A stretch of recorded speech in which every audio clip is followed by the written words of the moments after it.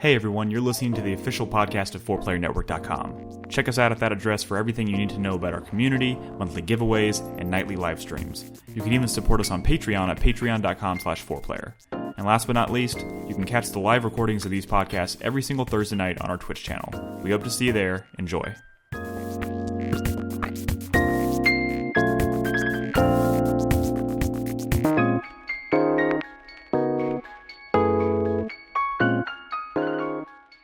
Welcome to 4Player Podcast, episode 746. My name is Nick Henderson. I'm joined tonight by Brad Simons. Hello. Nolan Hedstrom. Hey, how's it going, everybody? And Christopher Davis. We're actually recording a podcast. Amazing. Yeah, we were ready to start this podcast like 10 minutes ago, and Brad kept derailing it. He was actually excited that we were starting so early, and then he kept delaying it over and over again. You missed it, Mike. But I you know, excited. to be Nick, I think that's called podcast edging, is what it is. This is Brad was doing. You want to hear something that I think you would appreciate, Nick? I told you a little bit about this in Discord, right? Where I started wondering, like, I've been together with Malia for a long time, right? And she was, I think when we started dating, she was like, in her early 20s, right? And I realized that there's like a small gap between, when you're like a child and the things you like are kind of like, well, this was cool, but like, it's stuff I have nostalgia for versus like, when you become like late teen, like college years, that sort of thing, your tastes kind of change. And that sort of becomes more the stuff that you look back on okay, that wasn't just nostalgia or whatever. I genuinely like this. Like when you're younger, you see like the same fucking movie like 40 times because you own it or whatever, and that defines like your likes as you're younger. You know what I mean? I'm so eager to see where this is going. VHS tapes or whatever. So what I realized is we've seen so many like movies together since we've been together that there's a lot of I don't know too much about the movies she likes when we weren't together, and we obviously weren't watching that stuff together versus the stuff from her childhood, which she's kind of showed me, like, stuff from her childhood, right? And I realized that gap was really small. So what I told her to do is I told her to like write out a list of like her favorite movies that we haven't seen since we've been together. You posted this story in Discord. I already know how this ends, but go ahead. Well, I looked at this long list and I was like, and I wanted to watch a movie that I had not seen, but I know she really liked it. And again, it wasn't just a movie that she saw a million times as like a kid, and that's why she liked it, that sort of thing. But then I started writing my own list of movies of like, okay, these are just movies that I really like. And I just started going like long list. I'm like at 200 movies right now or whatever, right? Damn. But I started thinking of, you could easily do, once you start, you could get there easily. But the thing is, Bourne popped into my head, right? Yeah. And I was thinking about the Bourne movies. So sorry, it's a long way to get here. Careful. And they're all stupid. You're so lame, Nick. What the fuck do you think I'm gonna say? I told you I'm writing a list of movies I really like. Okay. Go ahead. And what I'm thinking is, I think I like the Bourne Identity the most. The first one. I think the first one is my favorite. It's a great movie. Is that a normal, healthy opinion? Yeah. Okay. First of all, it's an opinion. Like, yeah, of course. I'm confused. How did we get here from edging? I don't know. That's a good question. Oh, so Ever After, by the way. I have to watch Ever After. I had to look at the while list, watching and I Ever had seen After. like 90% of the movies on her list of movies she really likes, but I had not. And the highest rated one that I had not seen was Ever After with Drew Barrymore. So now I have to watch Ever After with Drew Barrymore. And I've been I showed Robin that story. She thought that was a good little story. shit about it. Shit. Robin likes that movie. I've seen that movie. I don't remember it being bad. I don't think. I mean, apparently it's not bad. Apparently people like it. Real quick, man, rewind for a second. Yeah, the Bourne Identity is great. What's wrong with that? I mean, are you saying because you're like some Bourne nerd expert? Well, guy. it's because it's not Paul Greengrass. I guess is the distinction you're making. I would say it's the lesser of the trilogy. Doug Liman, I think is his name. Doug. I think it's Doug Liman. Somebody in chat can correct me. The Bourne Identity is great. I love that movie. I mean, I love that entire trilogy. So I love that whole series, but the trilogy obviously anything outside of the trilogy is shaky at best. But the trilogy is great, Bourne Identity and all. But yes, that was a very long-winded way to get to ask me if the Bourne Identity is an okay. Well, the reason I kind of went to lead it up with the story is because if I just said, "Hey, let's talk about Bourne," you would have thought it was like some bit to kind of derail the show, and it really wasn't. I was actually kind of curious, but now we're recording, and I didn't want it to seem like it was a bit. So I wanted to more honestly derail the show, is what I'm saying. Yeah, you've done that versus like a troll derail. There's a difference. Gotcha. Yeah, like my brain is like struggling to figure out how we're going to get the show back on the track now. Like there's no like easy transition out of this into, hey, we're going to talk about that Nintendo Direct tonight, which is there you go. You just did it. I just did it, I guess. I did want to mention before we got too far, because I'm sure people have noticed that. Well, Nolan, you've been gone for the past couple weeks, and I know you're not feeling great today, but thank you for being here. We have missed your sultry tones and your hard-hitting opinions. We love it. But also, Crispy's been MIA, and that's largely because his PC died. His PC shit the bed, and he is currently in the midst of building a new rig. I think he ordered his stuff today, so hopefully by this time next week he'll have his new machine together. But if not, it might be another 2 weeks before you see him, but he will return. That's why the last 2 weeks as well, it's just been me, Brad, and Chris Davis. So just keep that in mind. Crispy is still around, and he will be back. Doug Liman directed Edge of Tomorrow, and Edge of Tomorrow is maybe cooler than any Bourne movie. So, like, I don't know. Paul Greengrass, who? He did. Edge of Tomorrow is a fantastic film.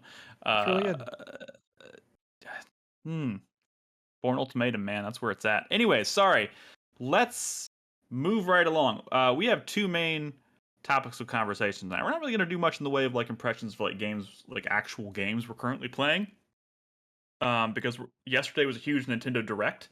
A lot of stuff to talk about there, and then in the second segment we will talk about some of our highlights that we want to call out from the Steam Next Fest, which is happening right now. Obviously, so there's lots of demos and stuff out there to try. We're obviously not going to cover everything because there's thousands upon thousands of games, but we're going to highlight some games that we've tried out and think are worth your time. I do want to quickly do a Fantasy Critic Draft. I keep fucking up when I say that. Fantasy Critic Draft update. Hogwarts Legacy came out this week and scored pretty well, so I'm back on the board. I've started out at -2, and if everything holds steady, I'll have about 15 points. Wait, no, sorry. It's sitting at 85 right now, so I think I'll probably have about 13 points. That's how that works, right? That is math, I guess. Yep. Cool. Have there been any other notable releases or anything? Has anything else changed since last week? There's a lot coming. I think every single one has about to come shit out this month. Yeah. February is going to be pretty intense, and March is going to be pretty intense. So those boards are going to start filling out. Again, I encourage anyone and everyone, if you're excited about the fantasy draft, go check out. It was our first episode we recorded this year. A lot of fun. There's a total of 1, 2, 3, 4, 5, 6, 7, 8 games coming out in February that are drafted. That we've drafted. Okay, cool. And if you're following along, we did recently. I said this last week, but we did up the number of slots on our roster to add more fun, I guess, to the proceedings. So I think we still have about 4 or 5 slots each left to fill out. So it's going to be an interesting year. The this week's current bid is for Advanced Wars 1+2 Reboot Camp. Hey! First of all, bro, the way the bidding works is these lazy fucks who won't even check the fucking website need to not worry about it. I check it every day, but I check it every day. But I mean, I'm not gonna. I'm not gonna. I'm saying they didn't even realize you had bid on your game until you had already gotten it on your fucking list, Chris Davis. Well, the moment he said he was gonna bid on it, I kept checking to see if he actually did it, and I actually missed when he did it. But I wasn't about to steal that from him. I'm still waiting for that one game. I'm still waiting for that one game to be announced or or get revealed that's like everybody's like, ooh, I want that one, and then we all bid against it, and then we get into a bidding war. Like that's what I'm waiting for. But so far it's been like smaller releases that only one of us is kind of like super enthused about. I think we'd get there. Like for example, I mean whatever, Advance Wars is not gonna like score off the charts or anything. But I think if you think about like if let's say Metroid Prime, which is like at a 97 on Metacritic and has like this, well, I guess we'll get to it. Some people are saying it's more than a remaster. If that was like eligible or whatever, I think we'd be bid warring on that a little bit. That isn't eligible though, right? It's ineligible. Yeah, it's okay. Because something that's already released is no longer eligible anyways. Yeah. So that's why we couldn't bid on Hi-Fi Rush. It's because it was Shadow Drop. Metroid was Shadow Drop, so we couldn't bid on it. But I mean, there's going to be stuff.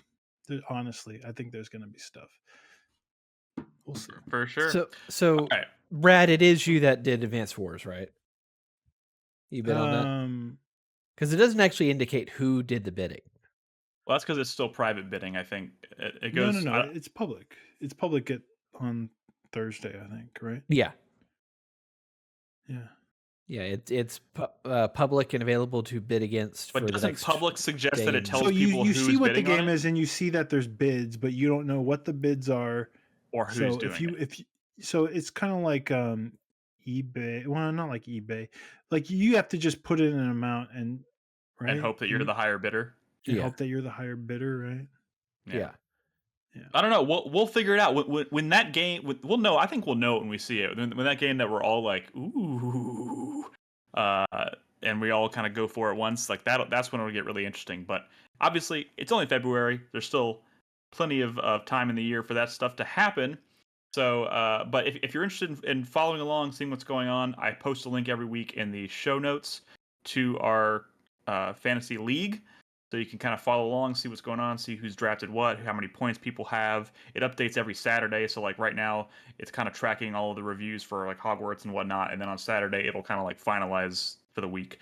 And that number will continue to fluctuate even as games continue to get like late reviews, right? So like Forspoken is still getting a little bit. I had -1 point for Forspoken, and then like another review dropped in there and it bumped it up to -2 points. And I was like, fuck. Yeah, I mean, like, most Metacritic scores will slide down a little bit over time. Right. So, but yeah, it kind of like checks and finalizes everything every Saturday. So keep that in mind. But if you're interested in following along, check it out. And if you haven't yet, go back and listen to our first episode of 2023. It was our initial draft. Very fun, and it gives you an idea of kind of what to expect going forward. Okay, now I'm wondering if Chris Davis is the one who bid on this. How come when I see league history, I don't see anybody making a bid? Okay, I can actually see the smile on Chris Davis's face. Like he's like, okay. Oh my god! I think it might be. Or I was thinking it could be Crispy, but well, now we know it's not you. Well, it's definitely Chris Davis. For me, the last thing I've seen was on January 28th, and that's when he got Shadow Gambit. Yeah. So I'm gonna be honest. I'm a little worried about Chris Davis. He is like he's like shooting his wad. I don't think it's Chris Davis because he said he wouldn't bid on Advance Wars. Nah, because that is too close to your heart, Brad. I wouldn't do that to you. He would totally do that. Narrator says he totally would do that to you. Okay, we need to move on. I want to start. We're going to do this first segment. We're going to focus on yesterday's big Nintendo Direct because there's lots of stuff to unpack there. Brad, it seems like you indicated to me that you had a list in front of you. I didn't get to watch this thing live. That's not exactly what I said, but sure, I do now. Well, you gave me like the little wink and the nod, so I kind of took that to mean. I did do that. I did do that. It was a thumbs up, but I didn't get to watch this thing live, so I had to kind of go back afterwards and watch all the stuff out of order, and I already knew everything that was announced. Did you skim? Did you skim, or did you watch the whole thing? Well, I didn't. I certainly didn't watch the whole thing. I didn't even get to watch it until like 3 hours after it was over. I wasn't gonna sit there and why would I watch all like. I already knew what was happening because I was in Discord. Okay. I was in Discord as it was happening and people were reacting. So I'm like watching people react to things that I can't see. You know what I mean? I mean, okay, yeah, Discord. So what I'm asking is, did you watch all the trailers? I watched all the trailers that interest me. Oh my fuck god! Which was a lot. I watched a lot. All right, Brad. Fine. Go. Where are we starting? From the top. From the top. Pikmin 4. Who's got Pikmin 4? That'd be that was no on the draft. You mean? Yeah, that was no one's pick. Motherfucker! It's coming out in July, which I was actually kind of surprised by, honestly. So here's my thoughts on the fact that I have Pikmin 4. That was, I believe, my third or fourth pick. Third. Mm-hmm. Yeah, y'all had a little risky plenty when you said it. of options to pick it up before me. No. You're right, but the reason I didn't is because they had they had revealed that game a few months ago, and they showed a screenshot. Or they showed screenshots, right? And I know supposedly Pikmin had been in development for a long time. When we did our draft, there was already a trailer. When we did our draft, it was there was a trailer, but but that was super recent, right? But to Brad's point too, we've known about Pikmin 4 in some capacity for 6 years, 7 years, or something crazy like that. But it didn't necessarily seem like something that could hit. I mean, it seemed like something that could slip, or at least be late in the year. And I was kind of trying not to bid on anything that could be late in the year. You know what I mean? So here's a question. Understandable. So it's coming out July 21st, I believe. Which is exciting. I mean, I love Pikmin as a franchise, but I'm not super familiar with their Metacritic score. What did Pikmin 3 average? Okay, well, now we're getting into the nitty gritty. It's a series that scores well, and this game looks like Pikmin, right? I mean, it looks like Pikmin, and there's a dog Pikmin. It looks like a game I'll play. So we're not Metacritic, obviously. We're doing OpenCritic. Right. Pikmin 3 is not on there, but Pikmin 3 Deluxe is for the Switch, and that was an 85. Okay, nice. That's pretty good. I will say this: Nolan has two very popular Nintendo franchises on his list. One of which is Zelda, which is obviously sure to just rake in the points. Yeah. But he did also. I don't know, Nick. You had a very controversial take, and we'll get to that later. We should move it along. I just said he did counterpick Hogwarts. So he's. Well, yeah, we all counterpicked something. Let's just say Pikmin 4 gets an 85, and Hogwarts stays around where it's at. It'll count. They cancel each other out. So it's we're just back. That works, yeah. Just back at Zelda. Oh, look at this guy talking mess over here. I mean, isn't that what the point of doing this is to talk mess about our picks and shit? Okay. Well, I'm just saying. I mean, that's how counter picks work. They're risky. All right, let's talk about Pikmin 4. It's also no one expected Hogwarts to score that high, so I guess that was a bit of a surprise. Dog Pikmin. What can you tell me? It looks like a Pikmin game. It doesn't look. I mean, I feel like anything we're gonna see is not gonna I don't want that sounds rude. They're all Switch games. They're all coming out on a Switch, and they're running on Switch hardware. And Pikmin 3 came out on the Wii U, which is in some ways even more powerful than a Switch. So yeah, it looks like a Pikmin game. It plays like a Pikmin game, and I think there's an ice Pikmin. Yeah, there's an ice Pikmin that can freeze water and freeze enemies. That's cool. It's cool. Pikmin's rad. Mm-hmm. I'm always has been. I'm wondering, honestly, it kind of shocks me that there hasn't been an ice Pikmin in a Pikmin game up until now. Because I've only ever played Pikmin 3, which I loved. But I'm wondering if some of then that. You've seen all the Pikmin. Yeah, but I'm wondering if some of that Breath of the Wild, what do you call it? Just the interactivity, the way elements affect the world might somehow be kind of worked into a bit of a stretch, but I guess. Granted, I've never played a Pikmin game, but from what I've seen of them, half the gameplay loop is you going around the map collecting Pikmin, and the Pikmin themselves, depending on their color, are the keys to opening up paths throughout a map, right? Yes and no. You don't necessarily go around collecting Pikmin. You generally harvest them from pods. You'll find a thing, and when you bring it back to your thing, it will grow Pikmin for you. You go around finding materials in the world to help you generally, rebuild your ship or help you escape. Okay. Yeah. And you need Pikmin to do that. Yes. So you should play Pikmin 3. It's pretty good. Or maybe you should just wait. Maybe just wait till Pikmin 4. They're all kind of the same. I mean, I've got to have something to play after my Zelda machine is done with Zelda. So, the question is, will you be done with Zelda by that point? This is like, yes. I mean, Zelda's gonna be like. So I guess Chris Davis is done with the Direct since all he's got is a Zelda machine. There's stuff to talk about from the Direct. Let's go. I was wanting to say about Pikmin, like, because there's ice Pikmin, I would assume like they're going to be more elemental Pikmin that will provide different There's variety. always been elemental Pikmin. Yeah, there's always been elements in Pikmin. Move on from Pikmin. Okay. Chronicles 3 expansion, we don't really care about that. They announced a new Samba de Amigo, which is strange, which is the Dreamcast music or rhythm game where you shook maracas. And there's a new one. You shake Joy-Cons?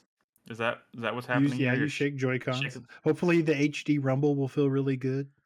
I mean, Brett said that with a smirk, so I'm going to guess he's being sarcastic. Well, I mean, you know, the original game came with actual maracas. I mean, nothing beats actual maracas. I don't know. What about Donkey Konga bongos? Not close, but maracas are like the ultimate.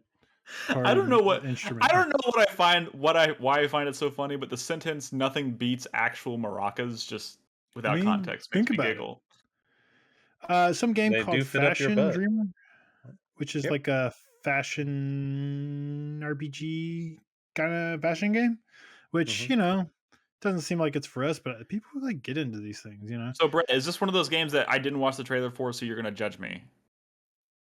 No, I'll probably judge you for not watching cooler things. Maybe, I don't know. Did you watch the Dead Cells Return to Castlevania trailer? I didn't. Okay, well, you're a dummy. It looks really cool. It looks really good. Yeah, it looks really good. And I need to start playing Dead Cells like now to kind of prepare for it. But there's like so much shit out right now and so much shit coming out. So it's like, and that comes out early March, and I'm super gonna play it, but I gotta find time. I don't want to like. I mean, that's a roguelike game where you spend a lot of time getting good at it, and I'm wondering if I need to be in a certain place before I play the Castlevania content, which I'm certainly going to play because it has all this music and even remixes of Castlevania music, and it's got the vampire killer and some of the sub weapons, and it just looks really fucking cool. There's a Tron narrative game, and I watched the trailer for this, believe it or not. And I was like, choices, Nick. I was like, what? It's so random. They brought Ghost Trick back to Switch, which is, I mean, back to a Nintendo platform, which is kind of exciting. It was on 3DS. 3DS or just DS? It might be original DS. Yeah, I think it was OG DS. Yeah, it was a long fucking time ago. That's a really cool game from the creator of Phoenix Wright. And this is a port, right? So it's not like a new. Correct. They're calling it. They're HD, like yeah. It's a remaster, you know. Yeah, but it's not like going 16:9 with the aspect ratio, for example. So, it's not. It's not. It's a cool. My assumption for that is not every scene in that game can be 16:9. It's one of those things where you're sometimes just staring at a scene. In order to make it 16:9, they would literally have to recreate assets from nothing. Sorry, not recreate, but create assets that didn't exist before. Or stretch it, and nobody wants that. No. How do they handle it with if it's a game from like a DS game they're porting to Switch, and like the second screen was integral to the experience? Like, how do they handle that kind of thing? Maybe you don't know the answer to that. I don't know. It's not super necessary for. I mean, in this game, it's a cool effect, but I mean, the point is, Ghost Trick is like a super fucking cool game, and it's nice that it's going to be in a place that's, accessible. Oh, hey, real quick before we move on, Carlos, thank you for pointing this out. The Tron Identity game is from Mike Bithell, the guy from Thomas Was Alone. Oh yeah. Okay, that gives it a little bit more credence. Right? Well, didn't he make a who's that action man? John Wick? Didn't he make a John Wick game that was like super mid? I don't think it was mid. Super mid. No, I heard it was super mid. Someone check that Open Critic. Hey, Nick, did you watch the trailer for Deca Police? I did. This is the level 5 thing, right? Yeah, this looks cool. This is a new level 5 RPG, and I think this is one of the cooler things at the National Direct. So for sure. so Deca Police, it's like an open world level 5 RPG set in like a futuristic city where you're like a police detective, I guess. But obviously, it's level 5. It's got anime influences and whatnot. It looks really cool. My first thought was like at the very, very beginning of the trailer, there's like a car chase thing going on, and I was like watching this, and I was like, oh, how the mighty have fallen. Like level 5 used to be synonymous with like just gorgeous like animations and stuff. And I was watching this, and I was like, this doesn't look very good. But as the trailer went on, it started to get more and more. What's that reaction, Brad? You think I'm crazy? Wait, you got a little nostalgia for Dark Cloud? I mean, I get it, but like, it's not like animations were that great in this fucking. Well, I mean, they had a very distinct like art style, like it with this Dark game Cloud looks cool. and Nino Kuni. No one's fallen. They're just making their game for the fucking Switch. So this isn't the only thing that level 5 has. I'm just saying some of that, like really, some of that personality that I associate with level 5 definitely started to like shine as the trailer went further and further. The personality is there, but like some of the writing is a little tone deaf. Like for a game about playing a police officer, having lines in there in your trailer at your title screen saying, "I'll get rid of every last one of these pigs." Like, what? I didn't notice that. What does that mean? Yeah, go back and listen to it. There are some lines in there that made me go, "Wait, what?" But a pig is a cop, right? I mean, yeah, that you would think, yeah. That's the. So how is that tone deaf? There's other things like. You're talking about a game. You're talking about a game that is about playing as a police officer. So, like, I would be shocked if there wasn't some tone deaf stuff in there. It's like how can you kind of not be tone deaf when you're writing a story about police officers these days? So the thing about level 5 is they've been in like pretty dire straits like for years and years, and they've been looking for someone to buy them, and no one really wants to, and they haven't really been putting out all these hit franchises that they used to. It's just not. They've not been in a good place, and this whole direct actually seems like this last ditch effort to kind of like make a comeback, because it's not just this game, which looks like a pretty cool big deal RPG, honestly, but also they're skipping ahead a little bit. They're bringing back Professor Layton, and that trailer looked really cool. And I keep forgetting Fantasy Life. There's a new Fantasy Life as well, which was a 3DS. Wait, is that level 5 as well? I assume. I mean, it's their franchise, I think. I don't know. I'm not actually familiar with that franchise myself. But yeah, it was a big. It's sort of like it is level 5. Sort of like an Animal Crossing Rune Factory type game that was surprisingly popular when it released. With a tad bit of Chrono Trigger in there. Chrono Trigger. Because the whole idea is that you travel back and forth through time and you build up your town. So you see the results of building your town like thousands of years later. Oh, is that this new one? What are you doing this new one? Yeah. Yeah, you like plant an acorn and then it grows a tree that you get to see. There you go. Wait, quick question. I don't know if we've actually moved past Deca Police. No. I think Deca Police was definitely a highlight. Yeah, it looks great. And that's coming out this year. The date is this year. Okay, that was my question. I couldn't remember if it was supposed to come out this year, because this definitely looks pretty. Like, this looks like, for the longest time, people have been like, when are you going to make Dark Cloud 3? Obviously, this is not Dark Cloud 3, but this definitely kind of. It seems like a return to form for level 5, which has been kind of. In terms of scope, it's kind of back to the scope that people have been maybe kind of expecting for something like Dark Cloud 3. So I'm on board. Nick, what did you think about the trailer for Bayonetta Origins? I didn't watch that trash. I'm just kidding. Sorry. I'm just kidding. It may not be trash. I didn't watch that. We were not very positive on the last time we saw that. Who's we? I think we were okay on it. I've been kind of mean to this game. I've been mean to this game because when we first showed it, this is sort of a story-driven game for the most part, right? And to me, that seems like just a train wreck waiting to happen. Already in progress, probably, because that's not what I want Platinum Games working on. They're not good at telling stories, and the stories in Bayonetta are pretty stupid. So don't make a story central game. I mean, just don't do that. But as this trailer was going on, I was like kind of feeling a little worse about calling it trash or a bad idea, because there is some cool looking stuff in there, which is kind of why we watch these directs and don't skim them. I recommend, if y'all haven't, check out the trailer. I'm curious to know what y'all think, because I look at know. I look at the gameplay and it kind of makes me think of they're pitching like their own version of Brothers: A Tale of Two Sons. How the gameplay is, you control two characters and they control differently in two different things. Because evidently, Bayonetta, whatever her character's name is, she cannot attack enemies; she can only stun them. And then Cheshire, the monster that teams up with her, can actually attack the enemies. So it sounded like you were controlling two characters at one time. All right, I Brad. Looking at here's the trailer.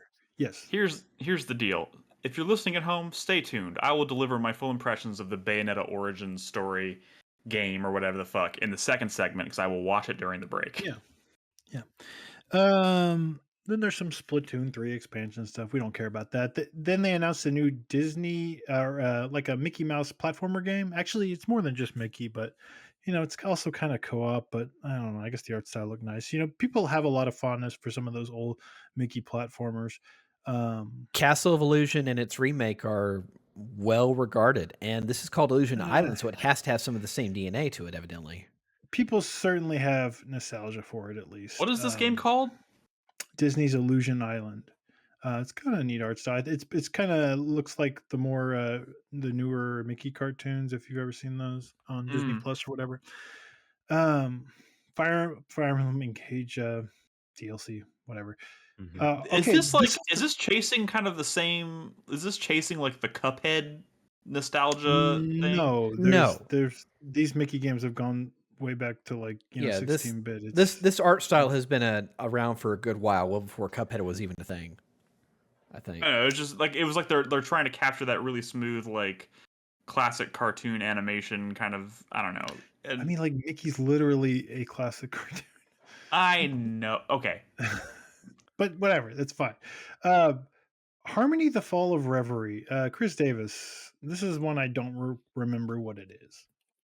It's definitely a Chris Davis game. It's a Don't Nod game. I remember that. Oh, that's the one where I added Nick because it was like the first non-Japanese game. I was like, Nick, there is something for you. Yeah, this is a Don't Nod visual novel. It's like a Don't Nod visual novel. Mm-hmm. Did you watch the trailer, Nick? No. You skipped a trailer for a Don't Nod game? You're didn't know it was a Don't Nod game. Nod's number one fan. What? Since when? What? Oh. I like some Don't Nod games, but like, I definitely wouldn't call them. They announced that the Octopath Traveler 2 demo, it shadow dropped. That's worth noting because, like most, I think we're all pretty curious about that, right? I'm not, but it is like the first game, and like a lot of Square Enix stuff. It is the full version of the game, and your save data will carry over. So if you want to start playing Octopath Traveler, you can just start playing. Wait. I have a question for you, Brad. So are you you're just swearing off Octopath Traveler? You're not going to give it the time of day? Swearing it off? I don't know. I mean, I don't really like Octopath Traveler. What do you want me to tell you? Well, you didn't like the first game, but I think all of us are kind of hoping that maybe the second one lives up to the potential how much that of the first game coverage had. have you been following, Nick? Oh, don't turn this shit around. No, I'm just saying. I've been watching trailers and demonstrations of the game, and it seems a lot like the first game. So my interest level is around where it was for that one after I played it.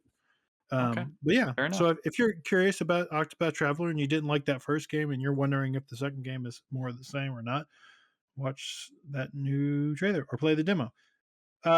There's a We Love Katamari reroll. I don't know if that's a collection or whatever. Honestly, I think it's just a port. It's a port of what?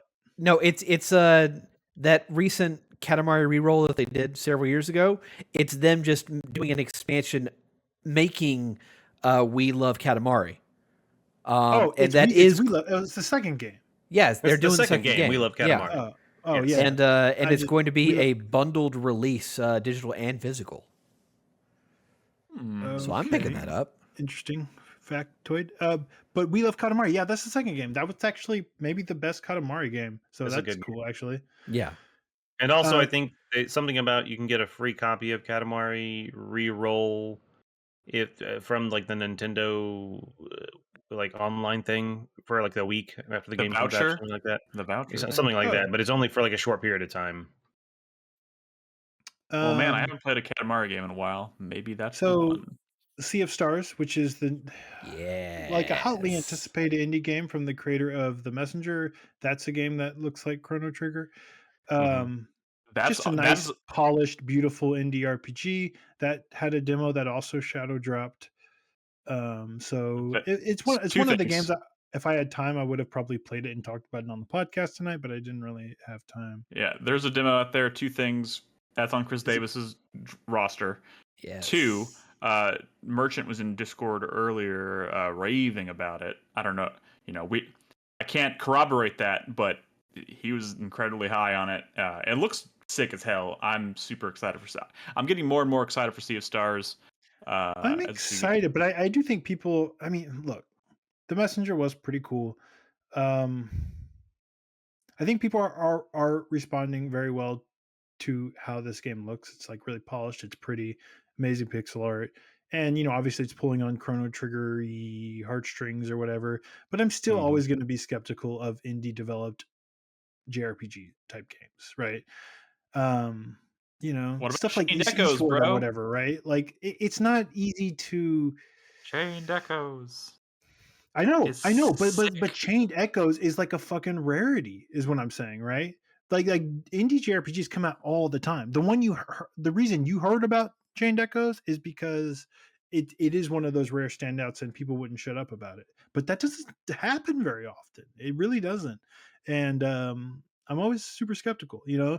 Sometimes some of these indie RPGs, characters will start talking a little bit too long, and you're like, this is not as good as you think it is. And now I have to just read a lot of it. I don't know. Maybe I'm just picking on Eastward and other games like that. But that does sound like you're throwing Eastward. What I would be looking for in this demo when I finally played it are like really good, like smart ideas in terms of like systems, combat systems, progression systems, that sort of thing. And that's the kind of thing that Chained Echoes really pulled off, right? So we'll see if Sea of Stars lives up to it. But I think first and foremost, people are responding to how pretty it is, honestly. But we'll see.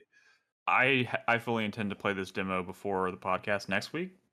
Like The Messenger was my favorite game of that year it came out. I think it was 2019. Is it really? That was your game of the year? That was my game of the year.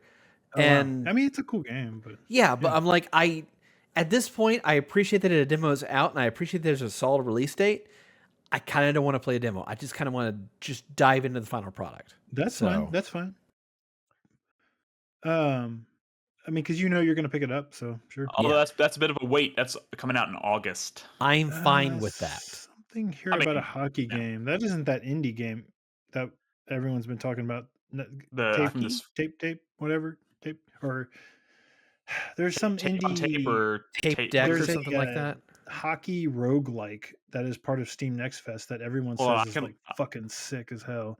I don't know if that's what this is on this list, but he didn't write a title, so that's not. I don't remember that from the Nintendo Direct. It's called Tape to Tape is the one that you're thinking of. Yeah. Yeah, I kind of wanted to try it before the podcast tonight, but everyone's been like kind of raving about it. Especially if you grew up playing old like 16-bit hockey games like I did, and a lot of others did back then.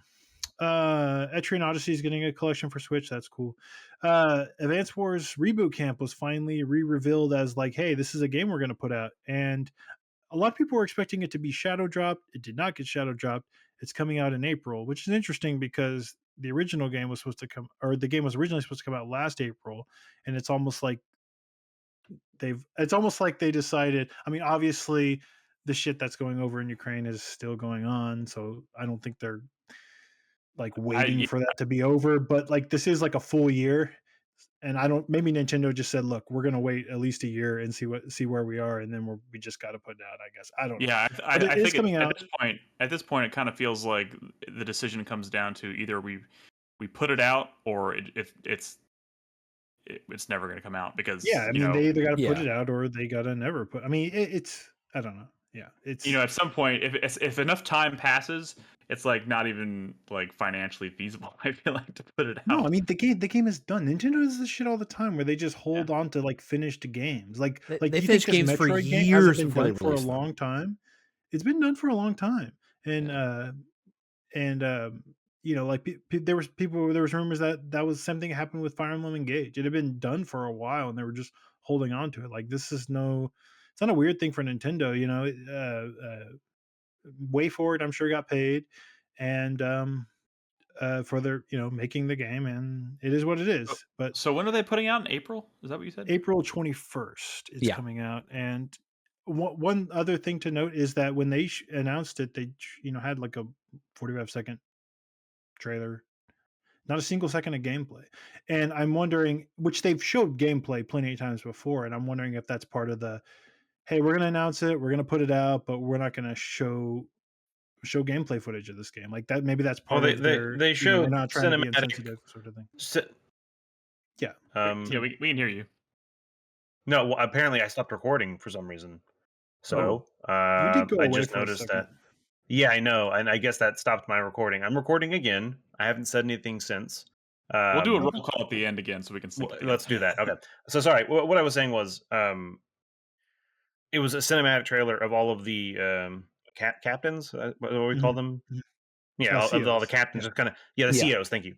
Just kind of it's kind of hanging out and doing whatever. And I noticed that I was like, oh, no gameplay footage. And so my assumption is, yeah, I agree with you, Brett. That's probably why it's like, hey, if anybody knows about Advance Wars, they already know what the game is. They don't need to see more gameplay footage of it. They're trying to be tactful about it right now because they're trying to be hyped with, look at these cool characters having fun. Yeah. That Kirby, the port of that Wii Kirby game is coming, which is exciting, I guess, for people who are interested in that. I wasn't really ever interested in that one, to be honest. Apparently, Brad couldn't even be bothered to learn the name of this game. Return to Dreamland Deluxe. Return to Dreamland. No, it's just because he didn't write down the title. Drunken Merchant. It's funny. He took he wrote out the list, but he'd also been talking shit. He's weirdly anti-Nintendo for some reason. But wait, we don't have to talk about Drunken Merchant. Huh? I thought he was like the hypest Nintendo fanboy in the world. No. Wait, is all of that excitement like is that faux excitement? Like he's just pretending to be that excited for Let's not Nintendo start Direct? another Discord war. Okay, maybe I asked the wrong question. Moving on. I don't know. Then they got into the block of the Nintendo Switch Online stuff, where they're bringing back Game Boy games, and Game Boy Color and GBA if you have the expansion pass, which is kind of, so the Nintendo Online thing is like super inoffensive because the thing is like $20 a year, which is basically nothing, right?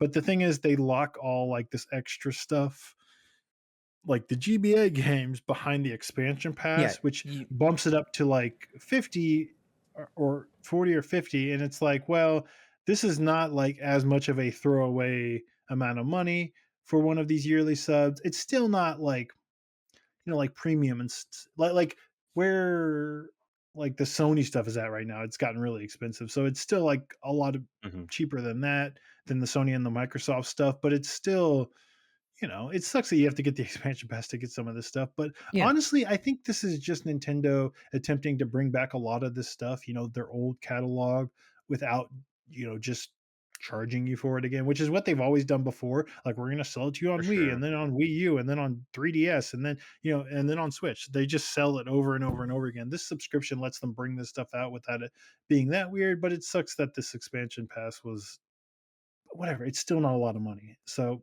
yeah. But it's also cool. some really weird games in there. Like Kururin. Okay, sure. Yeah, that's a Nintendo developed game, sure. But also Alone in the Dark, the New Nightmare for Game Boy Color? What? That's on there? Sure, why not? What the fuck? Yeah. But the first game you said is also weird. That's a game where you spin a stick around and try not to hit the walls. Yeah, it's kind of cool. But it is cool, but it's also like an oddball choice. It's neat though. Another thing of note though is that some of these games that have like two-player modes and stuff will have online support, which is kind of cool. I don't know if you're going to That's be able to very play cool. like 4 swords with other people, but I mean that's would something. be great.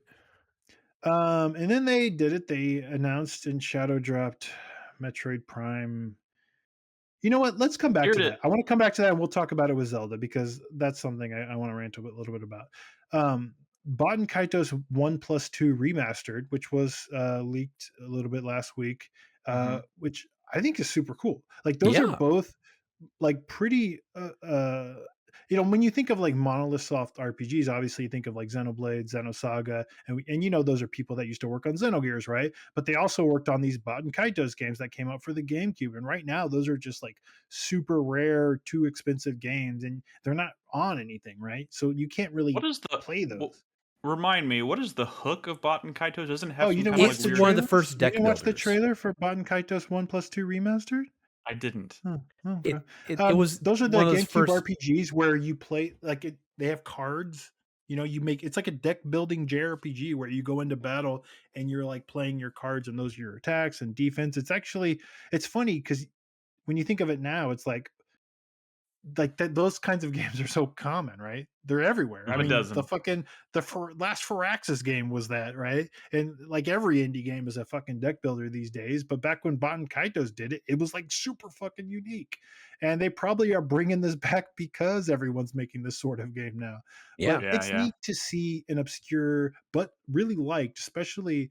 I mean, I think both those games, but you see that Baten Kaitos Origins, which was the second one they made, come up a lot on like, dude, this is a really like underrated, like well localized. This is a really cool JRPG. So to see them both just in a place where you could just buy them for not anywhere near the amount of money you'd have to spend on eBay to obtain them is cool. Yeah. It's cool. Like these are the kinds of like ports and remasters I would like to see, and it looks pretty good. Those are like really cool, colorful games. So maybe if you're interested, chat. Not speaking to anybody in particular, watch a trailer. Fantasy Life came back in some version. This is a new one, I guess. Fantasy we Life, talked about this earlier. People like it. Yeah, we talked about it earlier. Professor Layton's coming back, which is cool. I mean, that trailer looked really nice. It did say, well, this isn't gameplay, which of course it's not gameplay. But I'm curious what a modern Professor Layton game would look like on the Switch. Or here's the question about just a quick pause on Professor Layton, because there used to be like so many Professor Layton games. Obviously, it was a huge franchise for the DS. We haven't seen one in ages, and I'm wondering, do we think that, because it used to be just kind of like a disjointed collection of like mini games that were all very different from each other, and puzzle, yeah.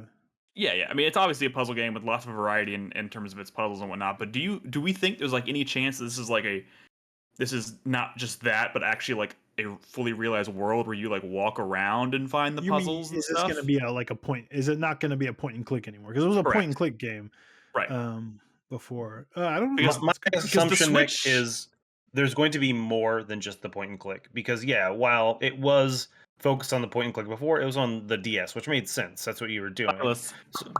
Using the stylus. So now that it's on the Switch, my assumption is there's going to be a little more involved with it. It would be. I think it would be super cool to like if like the world where you find the puzzles was kind of like fully realized, like walking around a city or something, and like it would cool. I could easily see you want Professor Layton to be the Talos principal, Nick. Yeah, that'd be dope as hell. 100%.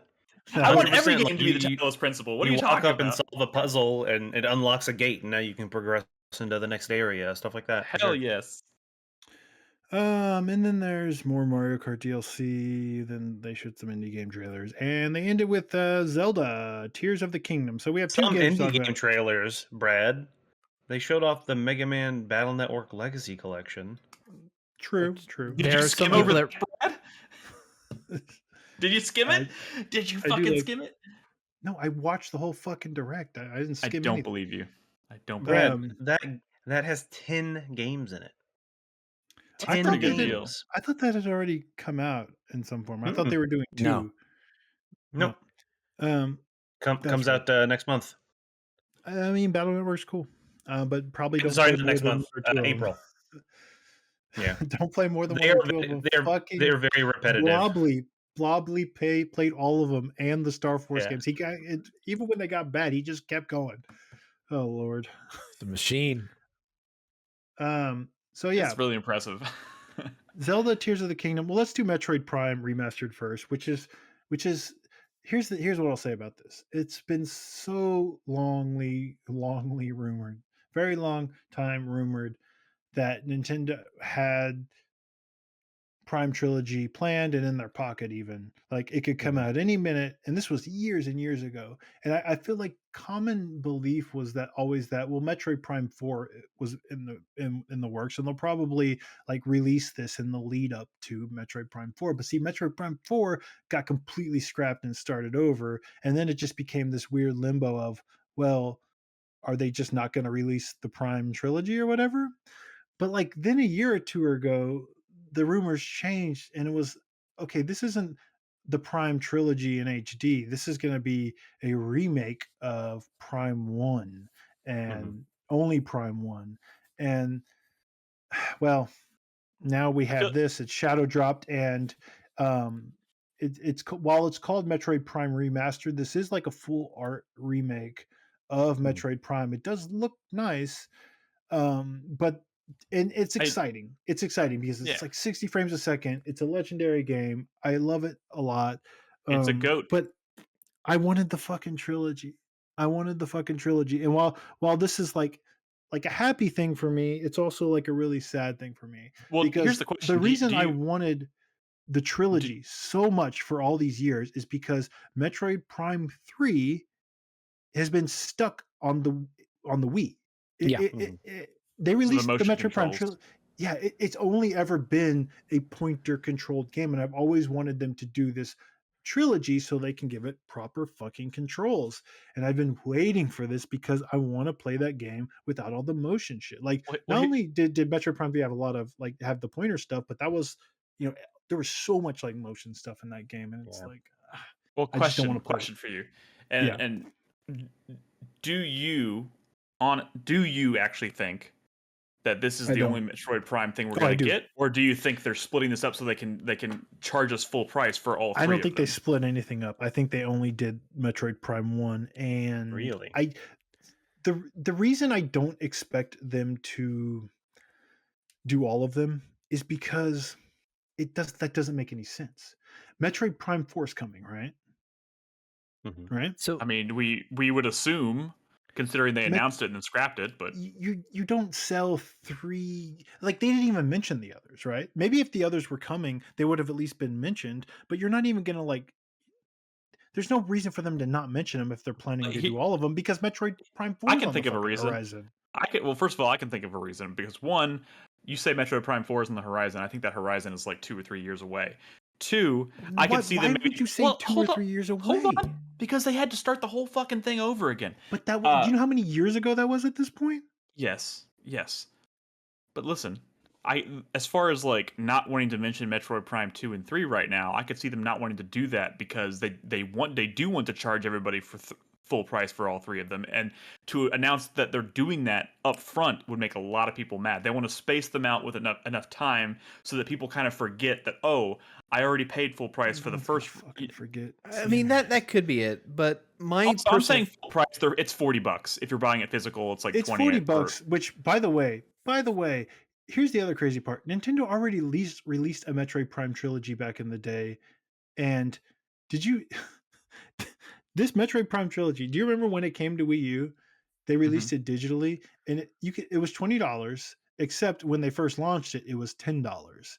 For $10, you could get all 3 Metroid Prime games, and that was the product that Nintendo released. And now they're releasing this one, the first game, for $40. Honestly, I think the reason they are charging $40 is because they are just gonna maybe release this one. So, like, have you seen the comparisons? Yeah, no, it's impressive. All the art is completely redone, and I don't see them doing it for all 3 of them. I think that's too many big projects when Metroid Prime 4 is coming. There is also the possibility that trilogy. Well, you're right, but there's also the possibility that maybe they're just not going to put as much effort, like visually speaking, into 2 and 3, and they're just going to port them and maybe release them digitally only or something. I could think of one time that happened, and that was Resident Evil on GameCube. They went all out for the remake, and then they did like really lazy ports for 2 and 3.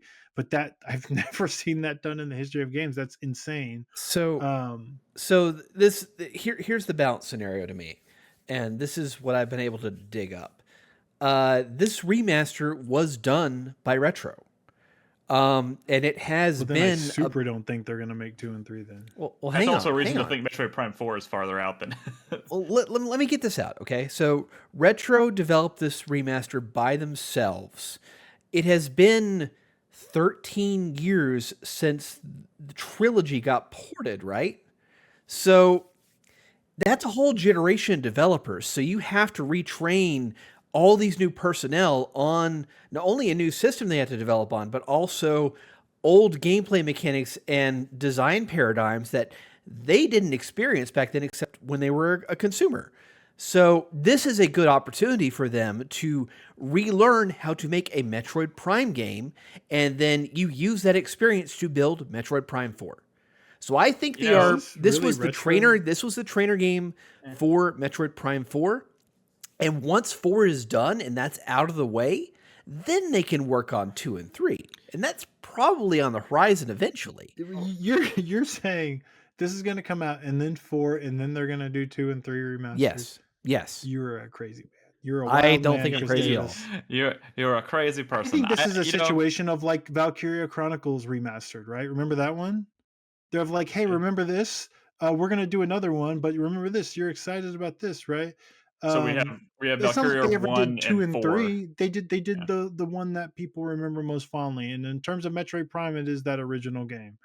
That's a really apt comparison right there. I didn't think about Valkyria, but at least one aspect of what Chris Davis said, I think is look at the Sands of Time remake, right? You really think they're going to remake all of them? No, they're just doing Sands of Time. Yeah, but that's Ubisoft. That's a whole other consideration. That company is in desperate need of direction and fixing, and it has a whole ton of issues that Nintendo doesn't. All right, we should probably move on to Zelda because there's a lot to unpack there. Saying, but it's bittersweet for me. I'm happy, but I'm like super not happy because really what I wanted was the definitive version of Prime 3. I'm sitting over here super happy that this Metroid Prime remaster is coming because it looks fantastic, but also realizing that I still have never played 2 or 3, and I'm probably never going to. Everyone's played Metroid Prime 1, damn it. That's why we needed the fucking trilogy. Whatever. But you know what? Jesus. I am going to replay the shit out of this game when this remaster comes out. So, Nick, why do you think Tears of the Kingdom is mid? Okay, first of all, that is not what I said. Direct. Here we go. No, that is not what I said. And I knew you were gonna twist my words. I said that trailer was mid. I have no doubt in my mind that Tears of the Kingdom is going to be a hell of a game. Why do you think the trailer was mid? Because I only watched it once and I had no desire to watch it again. It was boring, until the last 30 seconds when they started showing some pretty cool Banjo-Kazooie nuts and bolts. Shit. Yeah. So you saw my Discord this morning. You're not the only person that made that comparison. I mean, you build vehicles in this. And that's fantastic. With all the crazy physics of the world and the powers that you have to manipulate those physics, I think that's super exciting. Like flying vehicles and shit. You see so much shit in the sky. I think this game is gonna be game of the year. I mean, come on. I think it has a solid chance of being game of the year. Obviously, I think it's gonna be an amazing game. Chance. I just the think rewind stuff, the fucking.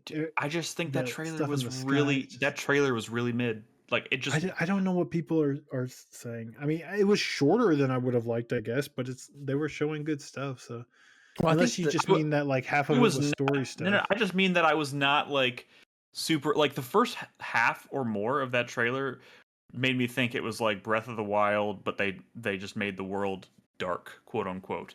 It wasn't it's just all I mean, this is Breath of the Wild too. They announced. I know, but it just made it look like I was nothing about this environment is getting me excited until at the last 30 seconds, and all of a sudden it was bright sun and there's shit floating in the sky and he's flying around on this crazy looking mechanical hovercraft contraption. That shit was cool. And he built himself. That shit was dope. But I don't know. I was super bored with the trailer until that fucking moment. So that's why I was like, is this trailer kind of mid? It didn't get it like there's been a lot of Zelda trailers that have gotten me like really hyped over the years, and this one I think kind of fell flat. I don't think they've been marketing this game. But honestly, I don't think they need to, because it's Breath of the Wild 2. Like they don't they hasn't could been a release good a single Zelda trailer for this trailer game. since Blades Will Bleed. I don't know what you're talking about. Remember like the awkward fucking like rollout of like Breath of the Wild footage? Like all that shit was like super like awkward. Like the first time they showed that game, it was Miyamoto saying, look at me riding this horse. You could jump off the horse." And then it was just like, that's how you're unveiling the new Zelda game? It's like, this is insane. Like Breath of the Wild was the same fucking way. But hey, at least what this trailer confirmed is that the game is coming out soon, and it is going to be fucking amazing.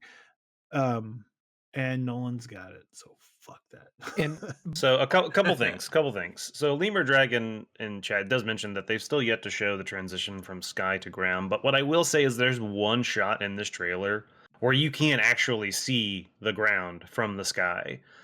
So my assumption is they've been waiting to show that because it probably will be impressive, and maybe they're waiting till a little bit closer to the game release, or I don't know, maybe they just want it to be a surprise. But there's one shot in this where you're in.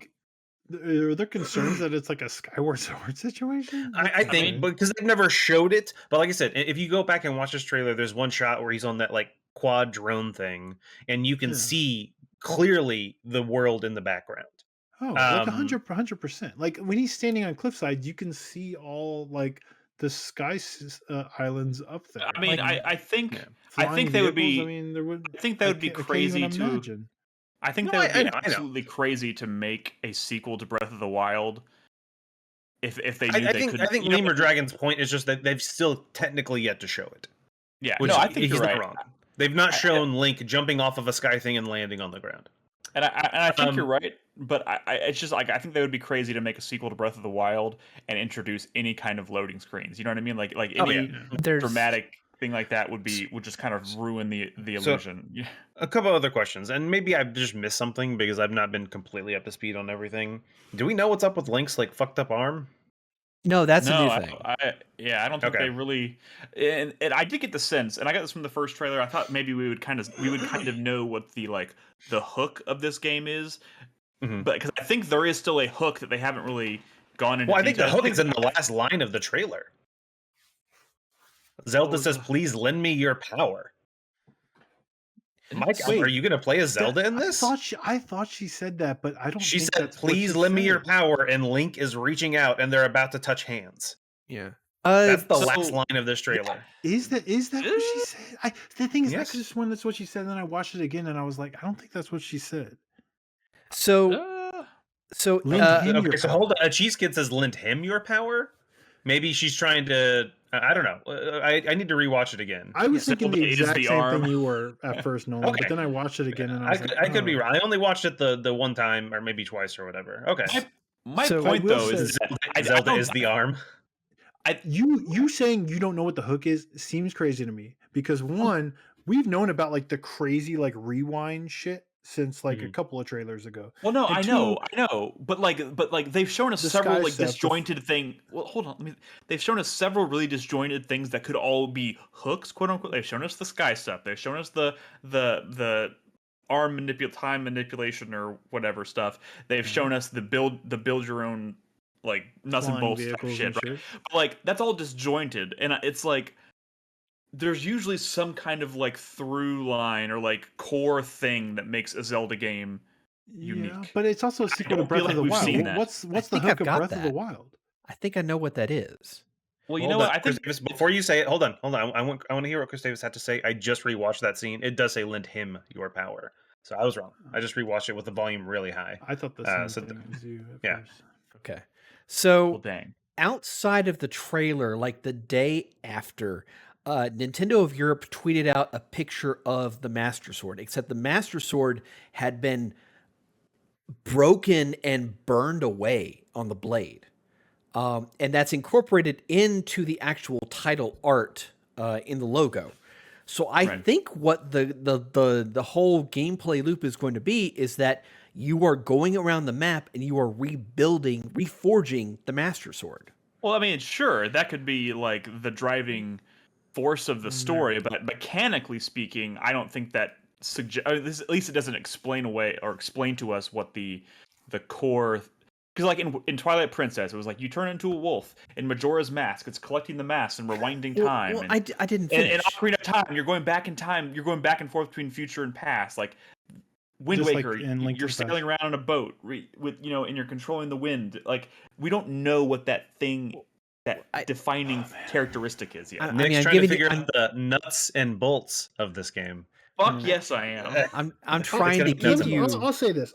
When I see talk about the fucking like it's the same map, which one is like obviously fucking stupid because you're seeing all kinds of new land masses. I didn't say that, by the way. Two, you did, but people have been saying it.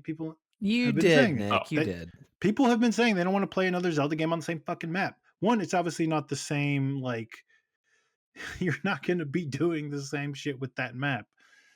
Give them a little more credit than that. But two, like, what the fuck are you talking? Like, Breath of the Wild's map is like literally one of like the best worlds ever in a fucking video game. Link to the Past. Remember A Link to the Past? They made a sequel to A Link to the Past that was the same map. And that game, from a map design, from an ability design, like was like fucking incredible. So like, what the fuck? Why don't you trust Nintendo? Like the mentality that this would like a sequel to the best, one of the best fucking games ever is going to be like, well, they're going to find a way to make this mid. Like, what the fuck are all they can do is improve the map. Saying that, right? This is their chance to like get weird with it, and they've been showing how they're going to get weird with it, and I don't understand why people would be worried. But at the end of the day, maybe we just want some shit to talk about. The Breath of the Wild map is an excellent foundation, and the ways they can grow, like there is quite a bit of that map that is heavily underutilized. Like the woods, for example, where you go to get the Master Sword, like the whole canyon with that entire temple that really nothing happens at. There is so much of that game that the entire sky. So cool to find and explore, but you don't do a whole lot. And then what do? You do that, and then you build upwards, literally upwards. Hey, look, I just want to be clear, Brad. I'm not trying to suggest that I think this game has any chance of being bad or being mid or being disappointing, because I certainly don't think that. We literally had this this was like a discussion topic or whatever from like weeks ago of like, how could Breath of the Wild 2 on like possibly underwhelm, and you again took like that sort of devil's advocate. Well, maybe it could. So like I'm starting to wonder. The king of devil's advocate. And so a couple things. Come on. On a more serious note about what we saw in the trailer. First off, sky's the limit. Secondly, it does show two different things in the trailer. First off, it shows his like fucked up arm. Don't really know what happened that his arm gets fucked up. But then at one point, it also shows him with some weird, crazy, metal-ish monster arm thing on his thing. Someone, I guess, joke. Yeah, kind of like a gauntlet. Someone jokingly said in chat, and I'm trying to scroll up. Fatal Frame said Zelda is the arm. Yeah. Is that insane? Could she be in the final trailer? In the final scene, they're about to touch and lend him your power. What if she turns into a gauntlet? Brad, that's the hook. Like, that's what I'm like. That's the kind of thing that I'm like, what? And then the twist? Zelda gauntlet. Link's gonna grab his dick. You just set up the worst foundation for fan art. Like, why? No. Or the best foundation. You want to see what narrative shit ties all this together, Nick? Or narrative like, here's the thing. All the hooks in Zelda, even the narrative hooks that I'm talking about, are all linked intrinsically to mechanics. So like whatever this is that I'm referring to is going to be mechanically significant. I know. But in the lead up to Breath of the Wild, all we saw was just a bunch of mishmash of mechanics, and then we played the game and we're like, oh my god. No, I know. I just feel like the marketing's been disjointed. That's all I'm trying to say. It's kind of a mishmash of stuff. Prince of the Universe in chat. Link is going to talk to a cuff. But the cuff is going to be nice, and everyone's going to love be the highest rated game of the year, and I don't see what else could be, right? I mean, I get it could be something that's not announced, but I mean, there's nothing else announced that could compete with this, right? Announced, no. Probably not. I mean, Alan Final Wake Fantasy 2? 16 is going to be a big deal, but I don't know if it's going to be like Final Fantasy 16 is potential- going to be great. It's not going to Yeah. be this. No. Yeah. Yeah. We'll But see. God, I mean, wouldn't that be cool if it surprised us and it was like Oh, dude, I would love a 16? Final Fantasy Well, I mean, that's the thing about rated in the high 90s again. Hey, yeah, I mean, and the thing about also- 16 is it's the 14 team, which can do no wrong apparently, and even the combat, which is it looks like some fucking Forspoken shit. At the same time, it does have the Devil May Cry / Dragon's Dogma combat designer, so we'll see. And to the people in chat who are saying, "I just want Nolan to lose points," like let me tell you, if Nolan No, loses it's not points, about we all lose. We all lose. Yeah. No. Nick's is been underwhelmed about Breath of the Wild 2 long before we even did the fantasy draft. That's God damn it, Brett. That's not what I'm not underwhelmed by the game. I'm underwhelmed by the marketing. Come on. Well, the good news No, I mean, I agree is with that you there. they released a short trailer for this Nintendo Direct, probably because they're going to have to do a dedicated Zelda Direct in the next month and a half. Like, Quite honestly, Probably. I thought yesterday was going to be that. Yeah. So, So what I will say, surprised Nick, is you have Final Fantasy 16 on your team. Mhm. Endwalker, Final Fantasy 14, on OpenCritic has a 93. Yeah. So just remember that, like from them, it's potentially gonna be pretty good. Me, Nick, fucking. All right, You are we good? play- Are we ready to take a break? yeah, we need to. Yeah. Yeah. All right, we're gonna take a Hold quick on. break. Oh. Don't stop the recording after. Oh, right. Yeah, nobody stop your recording. Guys, we're going to take a quick break. When we come back, we're going to talk about some highlights from Steam Next Fest, and we'll wrap up with the 4-Player Minute. So if you're watching us live or listening at home, don't go anywhere. We'll be right back.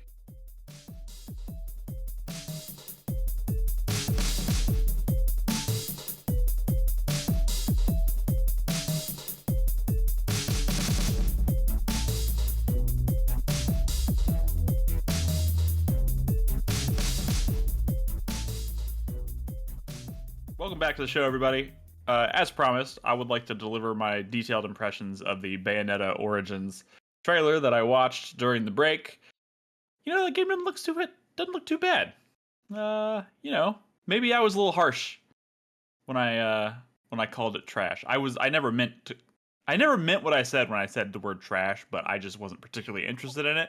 It looks better than I expected. Is that sufficient, Brad? The problem is the original trailer was I like, feel like you're not listening to me at all.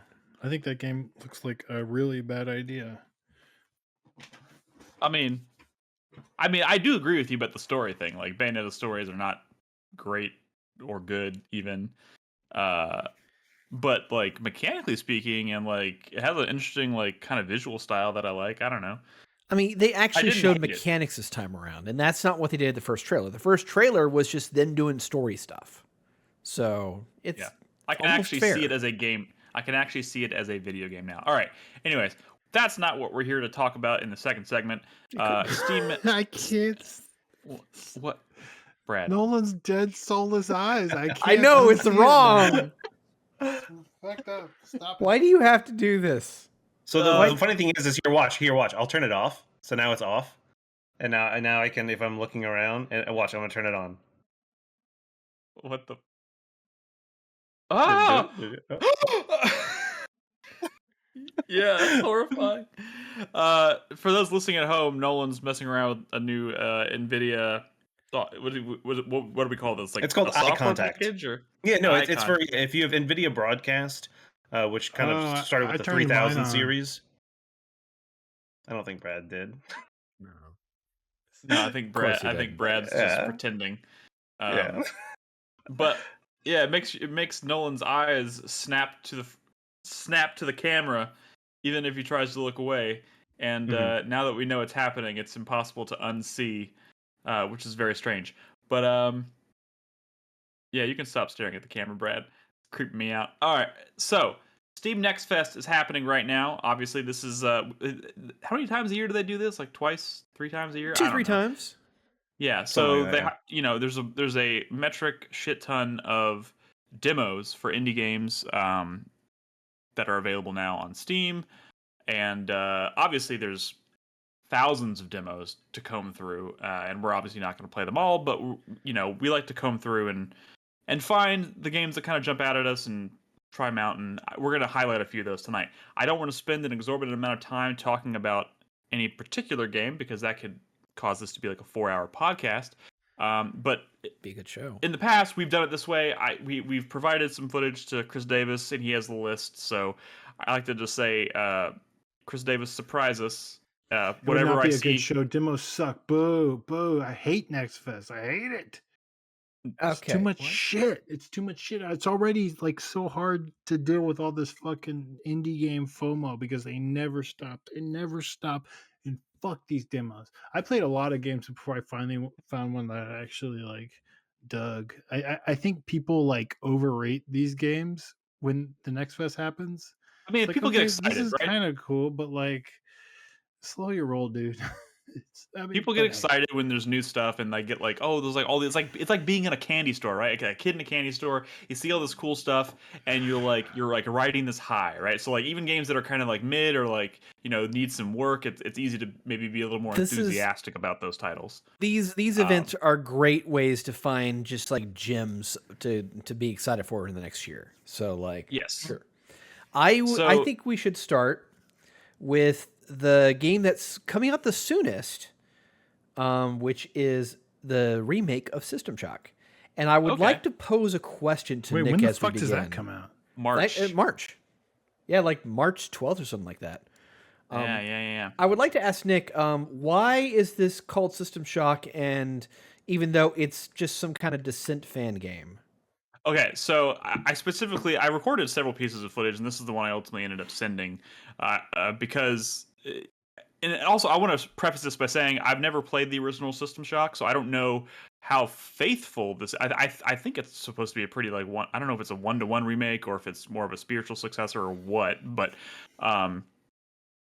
there are, you're going around this space station, and you can hack into terminals that allow you to find upgrades and whatnot in them. But when you go into these terminals, it takes you into this like kind of like VR space where it's like a what was the game you just mentioned?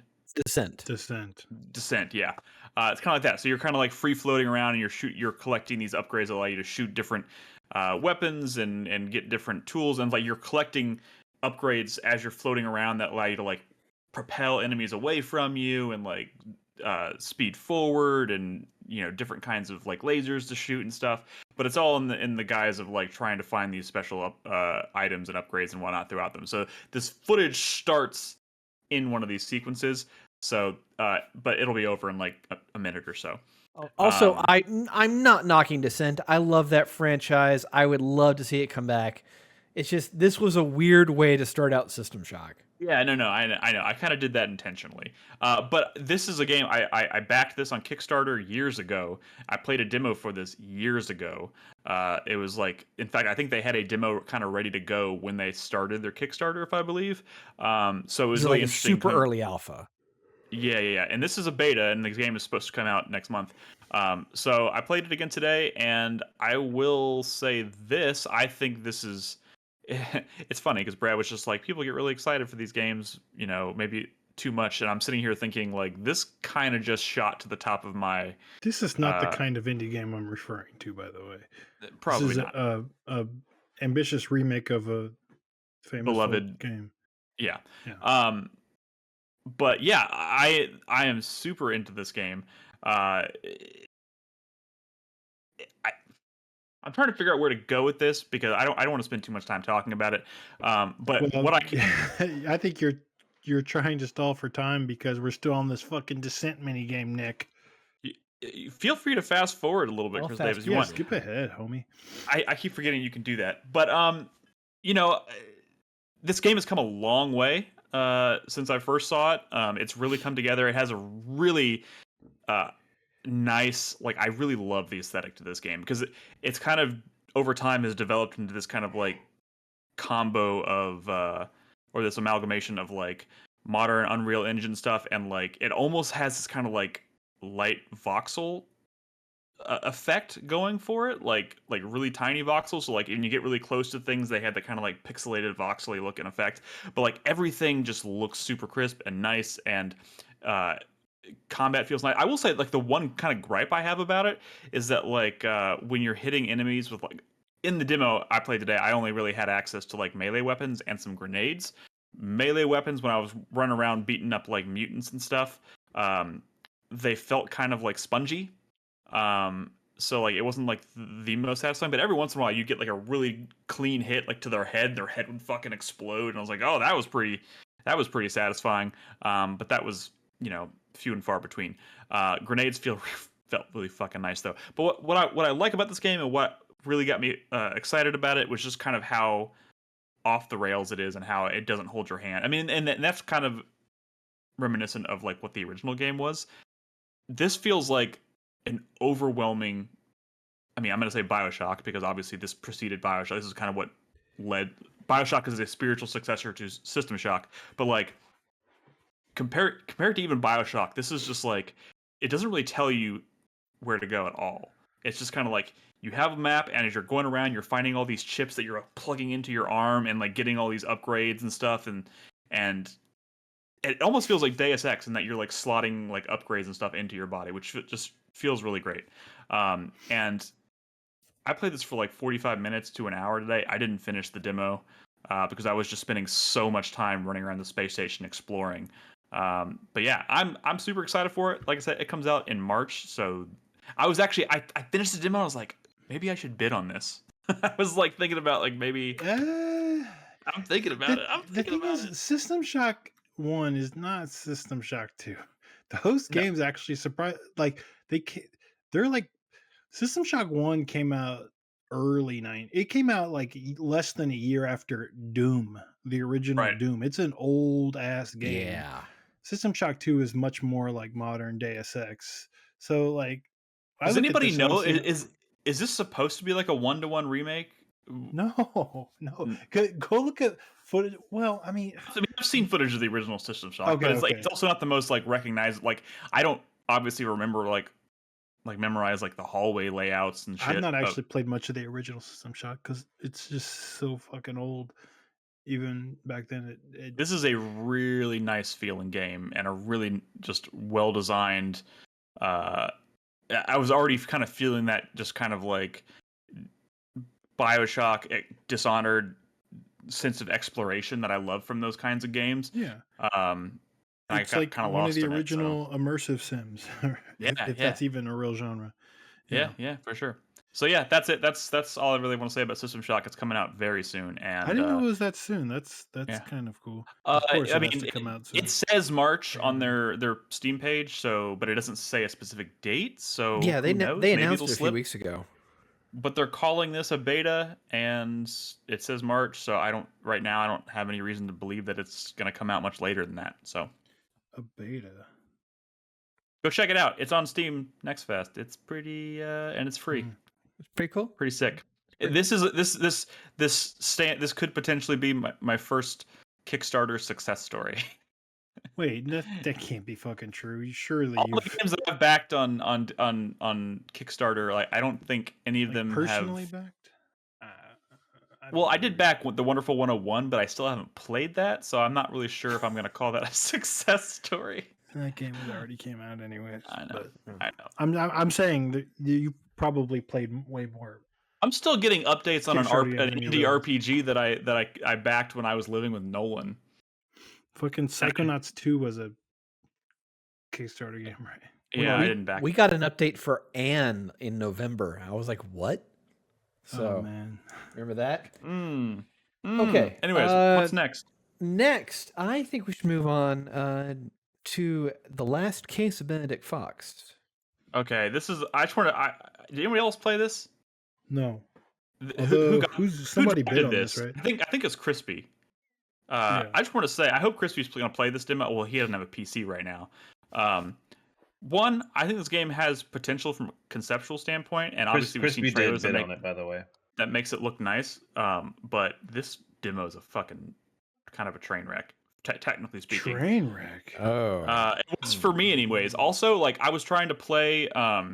I was trying to play with the controller because it said it's compatible with the controller, and every time you take your finger off of a button, like everything switches back to mouse and keyboard. So the only like when it gives you like tutorials saying press this to like whatever, it's giving you keyboard commands until you tap a button on the controller, then it switches, and then all of a sudden it switches back to the.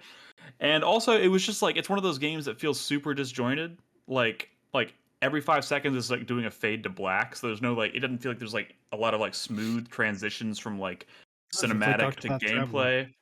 Yeah, maybe. But I mean, Octopath Traveler still feels pretty polished. This seemed like a kind of a technical mess. It has a cool art style. It's interesting in that you're kind of exploring this town, this like mansion. You're trying to like solve a mystery, and you're like interacting with things in the foreground and the background. But like the way they indicate to you when you can interact with stuff is kind of weird, and it's kind of hard to explain. And you're interacting by like pushing up or down on the D-pad depending on whether it's in the foreground or the background. And I don't know. It was most of my time with this demo was a bit of a struggle. The enemies were really weird and kind of boring, and like the combat didn't feel particularly nice. The double jump didn't feel particularly nice. So there's a double jump. There's a double jump like right out of the game. I mean, you're like someone named Benedict Fox shouldn't be able to. No. You have like a okay. I'm gonna say this, and I know I'm gonna get a lot of shit for it, but like he has like a dark passenger. He literally has like a monster living inside him that like talks to him. Man. So like that's mechanically speaking, like from a platforming perspective, like what they use to kind of explain his abilities. So like there's this like demon inside him. So when he double jumps, like the demon comes out and like latches onto things and like pulls him. It doesn't go into much double jump. Yes, Dexter can double jump. You nailed it, Brad. Season 6. But that would be the one where it jumps the shark. But have you ever seen like? Oh God, don't, Brad. I'm gonna stop you right there. Real life. I love when I'm watching like like American Brad. Ninja Warrior or whatever, and someone does like this amazing thing, and then people call it out as like a double jump because it's so like absurd what a human just did. Just the idea of like a real world double jump is pretty amazing to me. Continue, Nick. I mean, I don't really have much else to say about it. I think I am officially worried about this game. So you were disappointed by where it was technically, most of all? Yes. I don't know if this is supposed to come out earlier in the year or later in the year. Maybe there's still time for them to polish it up. Because I love kind of like the look and like vibe of it. But and like you can see if you're watching the footage, you can kind of see like the floaties, like the little shapes kind of floating, and it kind of like depending on how close they are or how big they are, it kind of indicates whether the thing that you're interacting with is in the background or the foreground. I don't know. It's just a little strange, but it looks like it could be really cool if they can just kind of iron out a lot of these maybe you just shouldn't have played with a controller, to be honest. Sometimes like controller support's not really ready yet, That's true. I mean, I tried like switching to mouse and keyboard too, and I didn't really feel like I was having much luck there either. I don't know. I'm just saying, I was really hyped about this, and now I'm a little concerned. Okay, well, no one tell Crispy that this game sucks. We want him to lose points or whatever. Let's not do that to him. That's not fair. I mean, especially when he's not here. I feel like you don't understand this game at all, Chris Davis. I think you don't understand that I want us all to enjoy fun games. This is supposed to be cutthroat. Yeah, you want to be nice and give him help. I mean, yes, there's money on the line. What do you mean? Yes. What do you mean? Yes. I want us when all of us have high scores. That means we all get to play fun games that we like. For fuck's sake! All right. To move on, I've got 3 games. Huh? So don't pick my third game because I've already talked about 2 games. Let me go with mine, and then we'll go to Brad, and we'll come back to me, and vice versa. I would like the hell with Nolan. Well, you didn't play anything, so. He played a few things. He didn't have footage. Oh, right? Or do you have footage? I don't have footage. I played stuff. I just don't have footage. Okay. Well, I would like to talk about this game for me. It's called It's a Wrap. This is a very interesting little puzzle game. It's from a French developer called Chanco. The idea is that you play as both a director of a film and the stunt main actor that's doing the scene. But it plays out in real time, like you're messing around with a video timeline in like Premiere or Sony Vegas or something like that. Keyframes? In which you are controlling you are setting up the action order of items that are happening in the world, like boulders rolling around or like a raft floating down a hill or something like that. And when you hit action, it plays it out in real time. It's kind of cool. It's really cool and actually quite fun. So yeah, it gives you all these different. The demo only has like 5 levels to it, but each give you like a real taste of like what to expect with like different ideas. So each like level is just like a kind of like a little set piece from that you have to kind of like move the puzzle pieces into place and then mess with like the sliders, I guess, in the video editing software. All of the puzzle pieces are going to play out. You cannot remove them from the timeline. It's just you are controlling a good number of them as to when they activate and play out.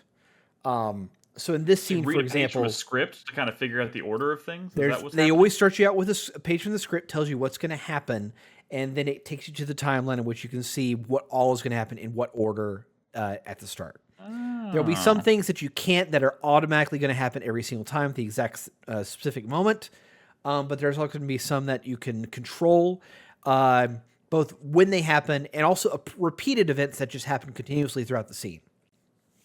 So in this scene, for example, in this Indiana Jones parody, your character has to leap across blocks over a lava pit, run down a ramp while being chased by a boulder, and then dodge out of the way of the boulder at the last minute to knock out the pillar and finish the level. Is the character auto-running? No, you are controlling the character as you're doing it. Gotcha. So as soon as you hit action, yeah, it starts playing everything out, and you start moving your character and jumping around and everything. You got it's standard platforming stuff, a jump, wall jumping. Stop moving that fucking pillar. Huh? Brad's trying to critique your puzzle solving skills in the footage as we're watching. Well, You need that pillar, Chris Davis. Yeah, I know. It was just I wasn't wrapping my head around when I was playing this as to whether I was making it start earlier or start later.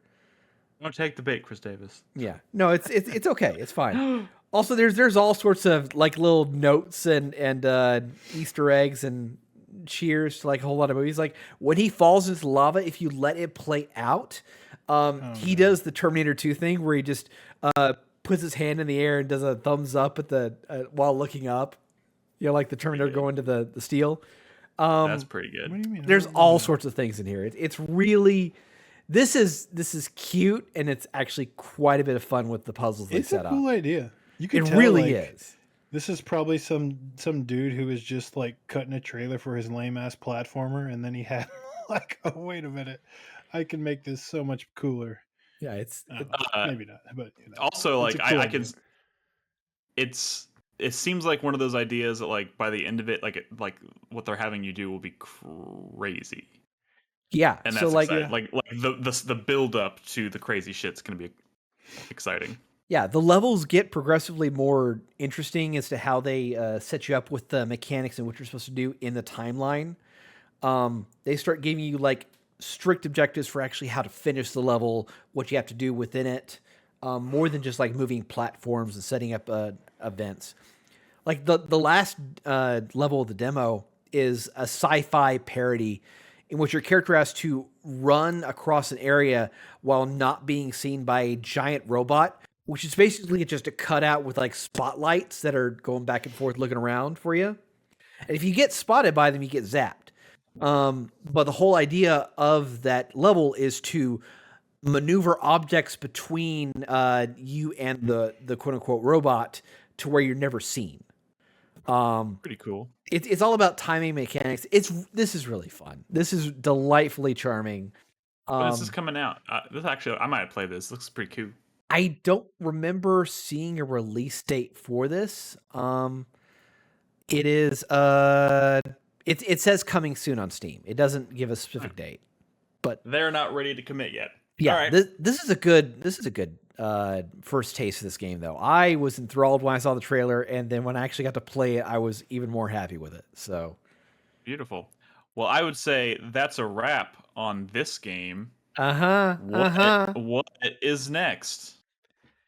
I think we should go with Brad's game, which is Shady Knight. Yeah, Shady Knight. Brad, I you had actually a really played a handful of games. I had downloaded some games for today, and I wasn't really intending to talk about more than just one game. But it took me a while to find a game I actually wanted to talk about because some of the ones I downloaded were like super fucking mid.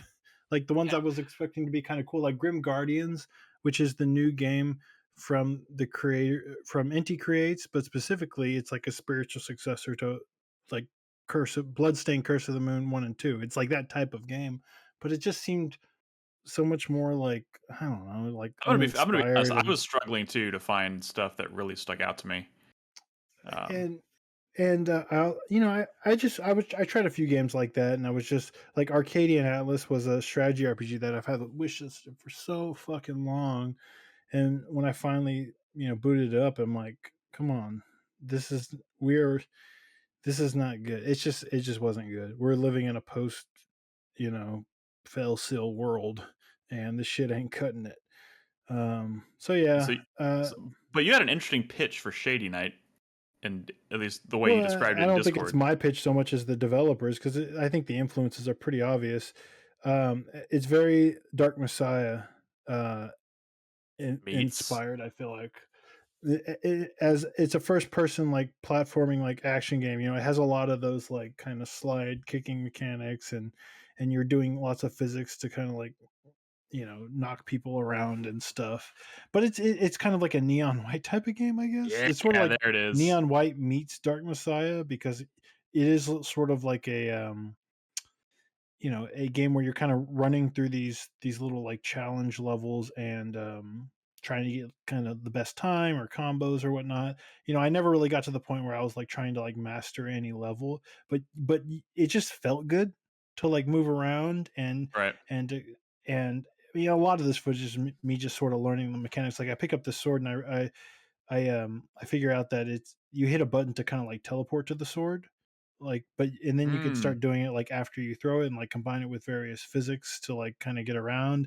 And then I get into a combat scenario, and I I start using it like I'm throwing it over like enemies' heads and then teleporting to the sword, so I'm like in the air behind them now, and I come down for like an attack. I feel like they're the bones of like something with like I feel the potential. I'm not good at it yet, but like I can immediately see and feel the potential when you for do like that, getting. Brad. Yeah. I was saying when you teleport behind them, do you say nothing personal, kid?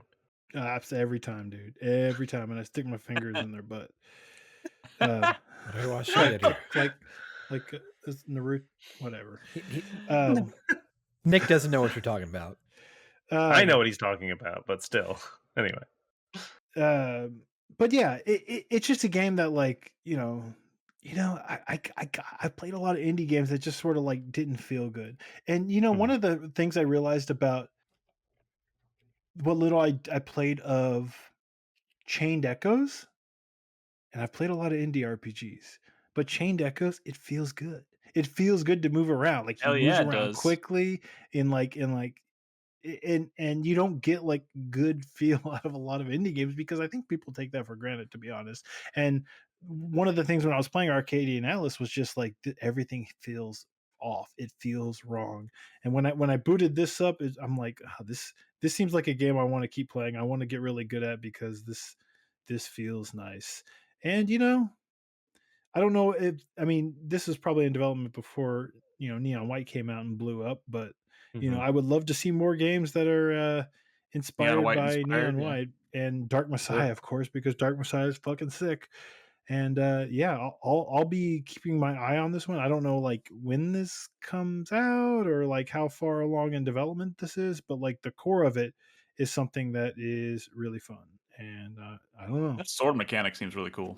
I know I'm telling you, it looks cool. It feels cool. And yeah, I downloaded the demo. I haven't played it yet, but when I saw your description of it, I was like, okay, that does sound pretty cool. and I'm glad a certain amount of our community is now like pretty familiar with what makes Dark Messiah cool, since we did a revival club on it. Hell yeah! When Yeah. you were looking at this, were you able to like alter or reduce the head bob, because that's a lot of head bob going on?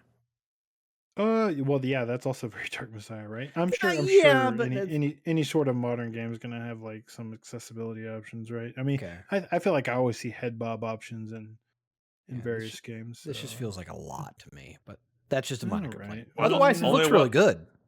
Only one way to find out. I mean, you're no neon white pro like the rest of us. So True, I guess I am you not. wouldn't understand. you should be. That should be a priority for you. Hey, why don't we let Nolan talk about a game? Nolan, what's going on with you? What you got? Sure. So I played 3 demos. Y'all let me know which one y'all want me to talk about. I played Planet of Lana. No, well, you're not looking at the Dark screen and- right now, are you? No. Dark and Darker, which I have talked about before, but there's been some updates. And then Steamworld Build. Let's So do if y'all Steamworld have a Build preference. first. Yeah, that's the game that Brad was curious for you to try, wasn't Yeah, it? because I like SteamWorld, but city builders are not really my thing, and I know Nolan really likes SteamWorld, and he also likes city builders. I've played a few city builders, yeah. So yeah, excuse me. And so Brad had kind of asked me for the TLDR on what I've played of this. And the TLDR is it's very confusing. City builders often, give you a lot when you start. Usually they start you simple, like, build a house to, recruit some workers. The workers now need like a shop to buy groceries at, and that usually starts simple and it starts kind of expanding on that. SteamWorld Build throws a whole lot at you, and their menus are a little confusing, and I just constantly couldn't figure out what I was supposed to be doing. Like, it gave me an objective, but I wasn't quite sure how to get there, and I think at one point I needed, in order to to build up the train station, you need to have this many workers, but I can't recruit more workers because my current ones aren't happy, but I'm not really sure how to make them. I don't know. It's like there's just a whole lot going on, and maybe coming out of this demo, they'll get that feedback and make the process a little bit easier. Because while I do like the SteamWorld world in the previous games, and I like the kind of lore behind it, I like the whole robots and them like, human civilization, blah blah blah. I was struggling a whole lot with this one. You did underground stuff in the demo? I didn't even get to that yet. Oh, see, that's what I was curious about, because when you go underground, it's like more SteamWorld Dig. I know, and so I want to get there. Yeah, what is this one called? Steamworld Build. I'm gonna try to revisit the demo. It's just I kind of gave up on it because I was frustrated because I was like, I don't know how to progress. But I'll go back to it though. I mean, if it's early, I can imagine a game like this being weird when it's early. You know what I mean? Mm-hmm. It's cool seeing kind of like the SteamWorld aesthetic applied to a city builder. That's kind of that in and of itself is kind of cool. Sure. Sweet. All right. Chris Davis, what's next? How about we do? I mean, I can do. You want to do another one of Nolan's, or you want to move on to Planet of Lana? Well, that is one of Nolan's and mine. Yeah, that is one of mine. Let's do Planet of Lana. Planet of Lana. Let's do it. Yeah. This is actually on Nolan's critic or fantasy draft, right? Yeah. Like this is That's on a your good roster. pick based on this demo. Mm-hmm. How is Limbo of Lana? Pretty good. I mean, It's not wrong. It's pretty good. That's actually a pretty accurate description too. Yeah, the art style's great. The sound design is great. I mean, it's not a very long demo. You can We're beat not it. looking at it. Didn't someone record footage of Lana? No, we have We're footage watching going it. right now. Yeah, it's Oh, playing. I'm just behind. Chris Davis, I actually recorded like a huge chunk of this demo, so if you wanted to fast forward, okay, yeah, because it takes a while to kind of really get into the meat and potatoes of the demo because it spends a lot of time with basic tutorials. But when it finally gets to like, to Brad's point, he's kind of quipping about Limbo of Lana. This is definitely very, very similar to Limbo, just in terms of like how it feels to control a character and the kinds of puzzles you can expect. Although you have a little cat buddy, or I'm guessing that's cat. I don't know. It's a creature that is not of this world. It is a cat monkey. Yeah. No, it is. I very much get Ghibli vibes from not just that creature, but background creatures. There are things that sometimes you'll just see their eyes, or these little things that like move the rocks, or like the giant rocks around. They remind me of the little poof balls in Spirited Away, right? The dust sprites. Yeah, Nick, but that is not at all how I solved that puzzle. Yeah, I saw that completely differently. Yeah, that's cool. Yeah, you saw it like a bit like a dummy, but hey, at least you got there. Well, I mean, Nick failed, but maybe he'll succeed doing it this way. But anyway, so yeah, similar to Limbo, you are going to encounter something new, and you're not going to know what to do, and trial and error, you're going to die, you'll figure it out, and you'll solve the puzzle. I don't know what you end up doing if you kind of do the same thing you just did here, Nick, but what I did was I got the creatures that are under this rock that are attracted to I forget the name of the creature. It's like it starts with an M. He keeps referring to it like not like Muna or something. Something like that. He says its name, but they're attracted to that, and so I lured it over to the other side, crawled under the rock, left him under there, and that rock stayed there, and I was able to platform across. That being said, the whole shtick between this and Limbo, and in Limbo you could kind of control like the mindless things that were in the world. In this, you're controlling, like Nick said, your little cat, mouse, rat, whatever friend, and having them do things by giving them commands. Go here, interact with that, stay here, follow me, to kind of help you solve puzzles. And the cat's very resourceful too, because like when you get like you can kind of tell him like, okay, now you can come to me, and like he'll find a way to get to you for the most part, even if you kind of like feel like you left him behind a little bit. Which is nice. And like the demo itself has like a really nice pacing, like has really nice pacing to it. Like it kind of like steadily builds on mechanics and like gets a little more challenging as you go. And by the end of the demo, I was like kind of like these puzzles are really smart. For sure. Like an 88 on OpenCritic smart, or I'd say that's potentially. So here's the thing I will say, Brad. It is a short demo for what it is. I don't foresee this game being 20 hours. It's probably going to be like a 6 to 7 hour game. It's probably going to be Limbo-esque. Yeah, for sure. How long was Limbo? Like 5 hours? But what I will say is you take the first 10 minutes of Limbo, and it is nothing like the last half hour of Limbo. So it's hard to tell from this demo what exactly it's going to be. You only encounter a couple of enemies in the demo, but the enemy like fights you have to do are pretty cool. Kind of tricking them, and you can hide in grass to try and avoid their gaze, or you might want to not hide in grass because you want to draw them into a trap. So there's some logs on them. Yeah. There's some pretty cool stuff in the demo. It's just kind of showing off the.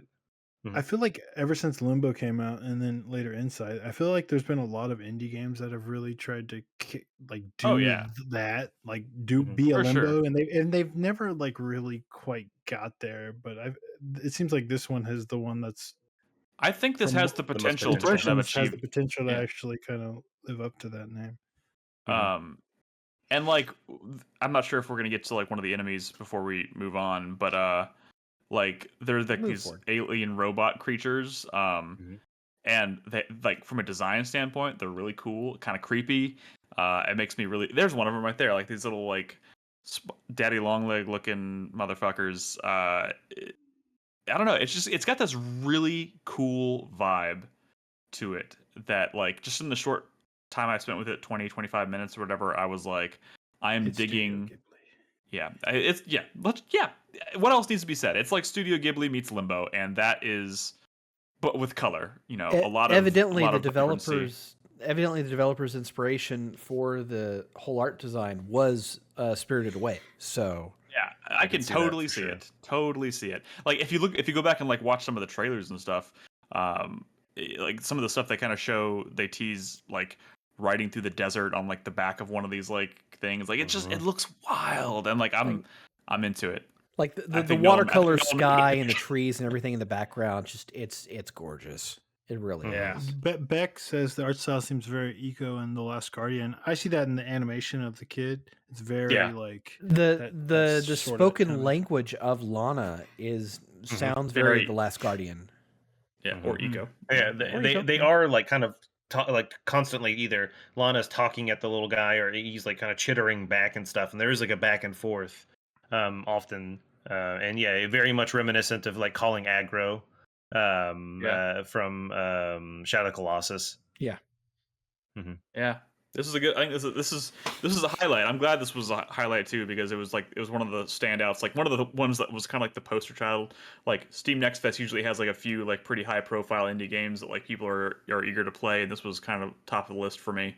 And I'm pretty pleased with how it turned out. So yeah, me too. Do we have a release window for this? It's coming out this year. I just don't know if they've said anything about real quick. Specific window. Lana is hopefully it gets delayed. Quarter 2, 2023. There you go. So yeah, cool. Not too long. Spring. I was worried you were gonna say March. All right. Where to next, Chris Davis? Let me do one of mine, and then we can go back to Nolan, and then we can go back to me. I would like to talk about a game that was a real surprise for me, and I really, really like. The Shadow of Doubt. No, we're going to end on that. We're going to end on that because we have to talk. Talking about Gravity Circuit. Well, this is the one you were listening to the soundtrack for earlier. Yes. Let me get to that in a minute. Gravity Circuit is very much a Mega Man-like, with heavy inspiration by Shovel Knight. What does that mean? Shovel Knight's inspired by. Let me give it away. Give me a second, man. So it is a Mega Man experience where you go through a level, face one of 8 robot bosses, fight the boss, and you get powers. The Shovel Knight stuff comes from the currency system in the game, where you're constantly earning currency by beating objects up and enemies and collecting stuff to spend to eventually get to the RPG mechanics, where you are modifying your character, adding additional powers, getting enhancements and stuff. I'm going to say right now, everything you just said sounds like a video game. It's very much a video game. But one of the big differences to a Mega Man thing is that this is more of a brawler in a way. You are most of your attacks are just melee focused, but you've also got a Bionic Commando style grapple shot that is not only a projectile attack at a limited range, but it's also a swinging mechanic, so you can traverse the environment using that. Yeah, I like me a good swinging mechanic. And it's a good swinging mechanic. It works pretty well. The timing on that was actually really excellent, Chris Davis. When you said that, like right as you said that, he swung. I was like, ooh. Yeah, that wasn't intended, but that's just kind of how it happened. Yeah, it just worked out. He rehearses all of his podcast discussion. Well, somebody has to. So the cool thing about the grappling hook and the melee is that they combine to where when you kill an enemy, they don't go into an immediate death state and explode. They go into a stun state to where they become grayed out, and you can actually grapple them and carry them around as a weapon to throw and use in the environment to kill other enemies or do other things. That's pretty cool. A little Klonoa-esque, little Tomba, if you will. I regret to inform you that I never played Tomba or Klonoa. But he has played Shovel Knight, so there we go. I have not played Shovel Knight, but that's beside the point.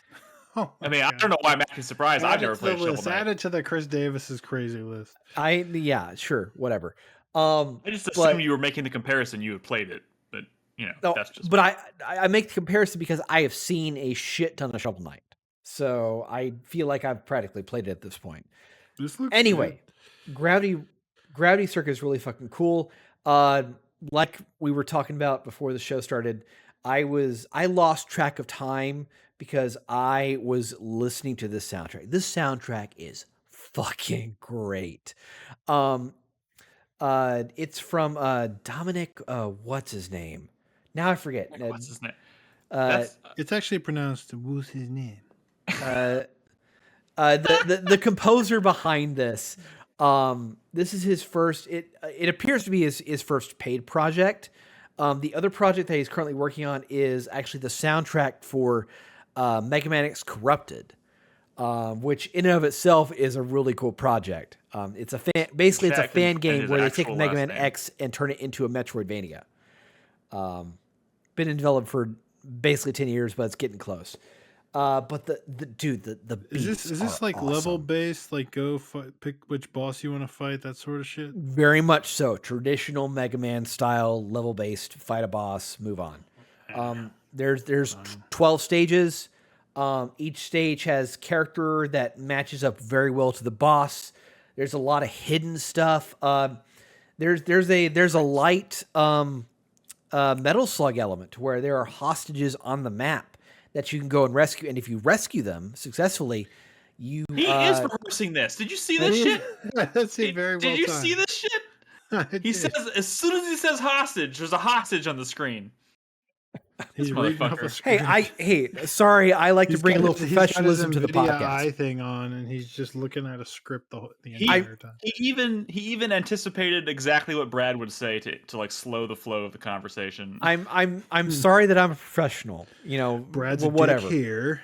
Yeah. Pause. Yeah, he's a dick here. Anyway, no, this game is really fucking cool. I like it. The music's great. The grapple mechanics work. There are actually 2 levels to this demo. I started the second one, but I wasn't doing well, so I went back to the first. I could listen to this soundtrack for hours, man. It is so Gravity Circuit. It is due out. It's not 3 hours long, and it's due out Q2 this year. It was announced a while back. But yeah, I cannot wait to play this final product. It's really fucking good. What you got, Nolan? Rad. Nolan, what else you got? I'm sorry, I had to unmute myself. I've been muting because of my sniffling and blowing my nose. Your sniffles. Yeah. Sorry, and the last one I wanted to bring up was Dark and Darker. And I know we had talked about it a while back, but I will say if you didn't play it in the last playtest, now this is calling a demo, but it is a playtest, I would definitely recommend checking it out because they've added a lot of new stuff, one of them being a solo dungeon mode. So in the previous one they put out, there were always teams, and it was a max of 3, but if you were playing by yourself, you'd often encounter teams of people. And if they were playing together, you were kind of boned if they were being dicks. This new one has the Goblin Dungeon. So essentially, it's only a max of 9 people, but no teams. So if you do encounter another person, they're not going to be, ganging up on you necessarily. It's another solo player. And they've added, a bunch of smaller new things, a lot of tweaks, a lot of improvements. I have been playing some of the regular runs with other people. But I will say, if you heard me talk about it before and you missed out, I would definitely recommend it now. If you haven't just seen me talk about it, you can look at the last podcast. I don't remember what episode it was. But still good combat. I've been improving just because it's a learning thing. It's like a Dark Souls game. When you first go in there, you get your ass handed to you. You recover, you get your ass handed to you again. In this, it's similar. You kind of have to understand how enemy mechanics work, but then also understand the mechanics of the other players that you're encountering, because they will often times try to trick you. I was in the Goblin Dungeons doing okay. I encountered a guy. Another big thing they added in this release was VoIP. So you can actually have local proximity chat, which you couldn't have before. So, I have my mic on. I'm like, hey, I'm friendly. We don't have to fight. I'm just doing some runs to get some loot. And this guy, one of the universal signs before adding VoIP was you would crouch a bunch and maybe put away your weapon and just crouch a bunch. And that's like, hey, I'm cool. So the guy does that. And I'm like, okay, cool. And then he starts swinging at me. And I'm like, oh, dude, what the fuck? I thought we were cool. And as that's happening, some other guy runs up. And he runs past me and starts swinging at that other guy. And I'm like, oh, dude, yeah, this guy's a friend. He's cool. So those two are fighting now, and I'm trying to help. But the thing is, obviously, if you make contact with another player with your weapon, you're going to damage them. So I'm trying to be careful to avoid hitting my new best friend. Yeah, exactly. So as they're fighting, I'm trying to get in at an angle, but they're in like a narrow hallway, so I can't really get past. A fourth guy comes up, and he's like, yo, what's going on? And I was like, this guy was being a dick to me, and now my new friend came in to help me out, and he's like, oh, yeah, cool. Unfortunately, my friend dies. But knowing that they just had that combat, I'm like, oh, dude, this guy's low on health. Let me just jump in and finish him off. So I finish him off. So now it's just me and then the fourth guy. And I'm like, man, that sucks that this guy died.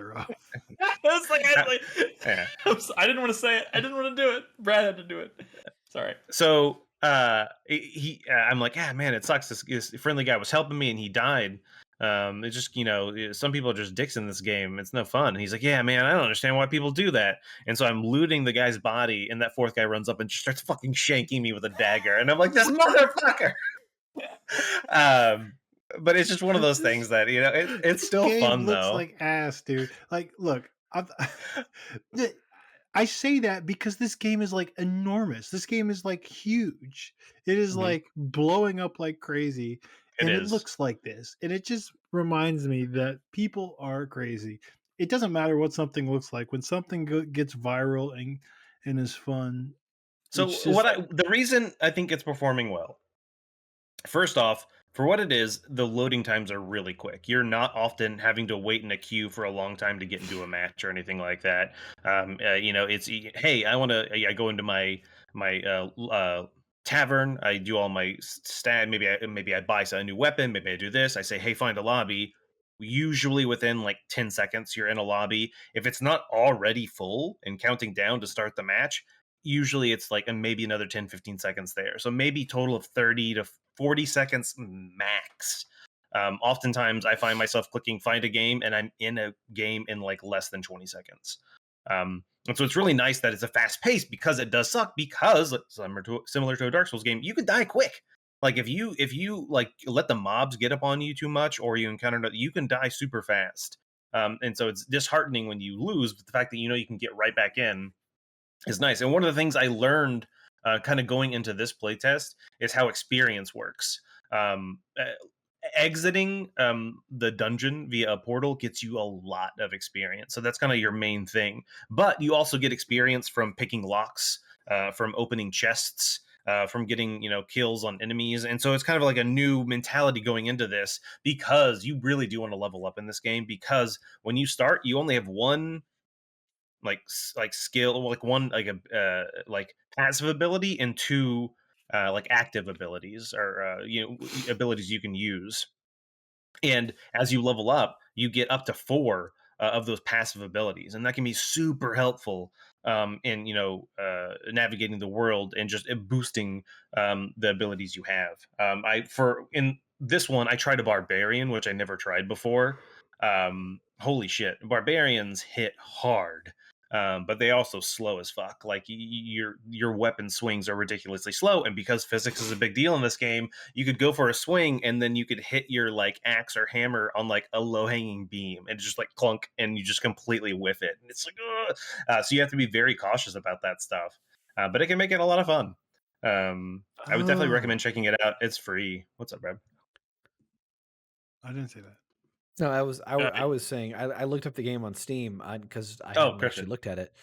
So this is kind of like a dark fantasy version of Hunt Showdown, kind of. We had that conversation. We did have this conversation the last time. We talked about it on the show, and we've had the same conversation. Okay, maybe I just completely. That's fine. You said that is what we were looking at footage that time, and we even said Tarkov and. I have slept so many times since that podcast. Sure, I guess. I only have so much professionalism. He resets every night when he sleeps. I get it. I'm pretty much the same way. The other class I chose this round, as I'm trying to find new stuff, was Wizard. And first off, Wizard is very OP, to the extent that this morning there was a huge patch update and nerfing the Wizard like crazy. But Wizard's also super dangerous because there is friendly fire even when you're on teams. And so if you send off a fireball, it has an explosion with a radius. You can easily hit yourself or your teammates. Or if you're sending off a barrage of magic missiles and it's like choo choo choo choo choo choo, and if your teammate just kind of walks into that, like they're gonna get hit. And so you have to be very careful and very communicative when you're playing with other people to let them know, like, hey, I'm about to do this, or hey, get down, hey, like move to your left or something like that. But yeah. I downloaded this demo. I haven't played it yet. Are you going to be playing any more of this? Let's boot it up, Nick. Yeah, let's play it. Do it.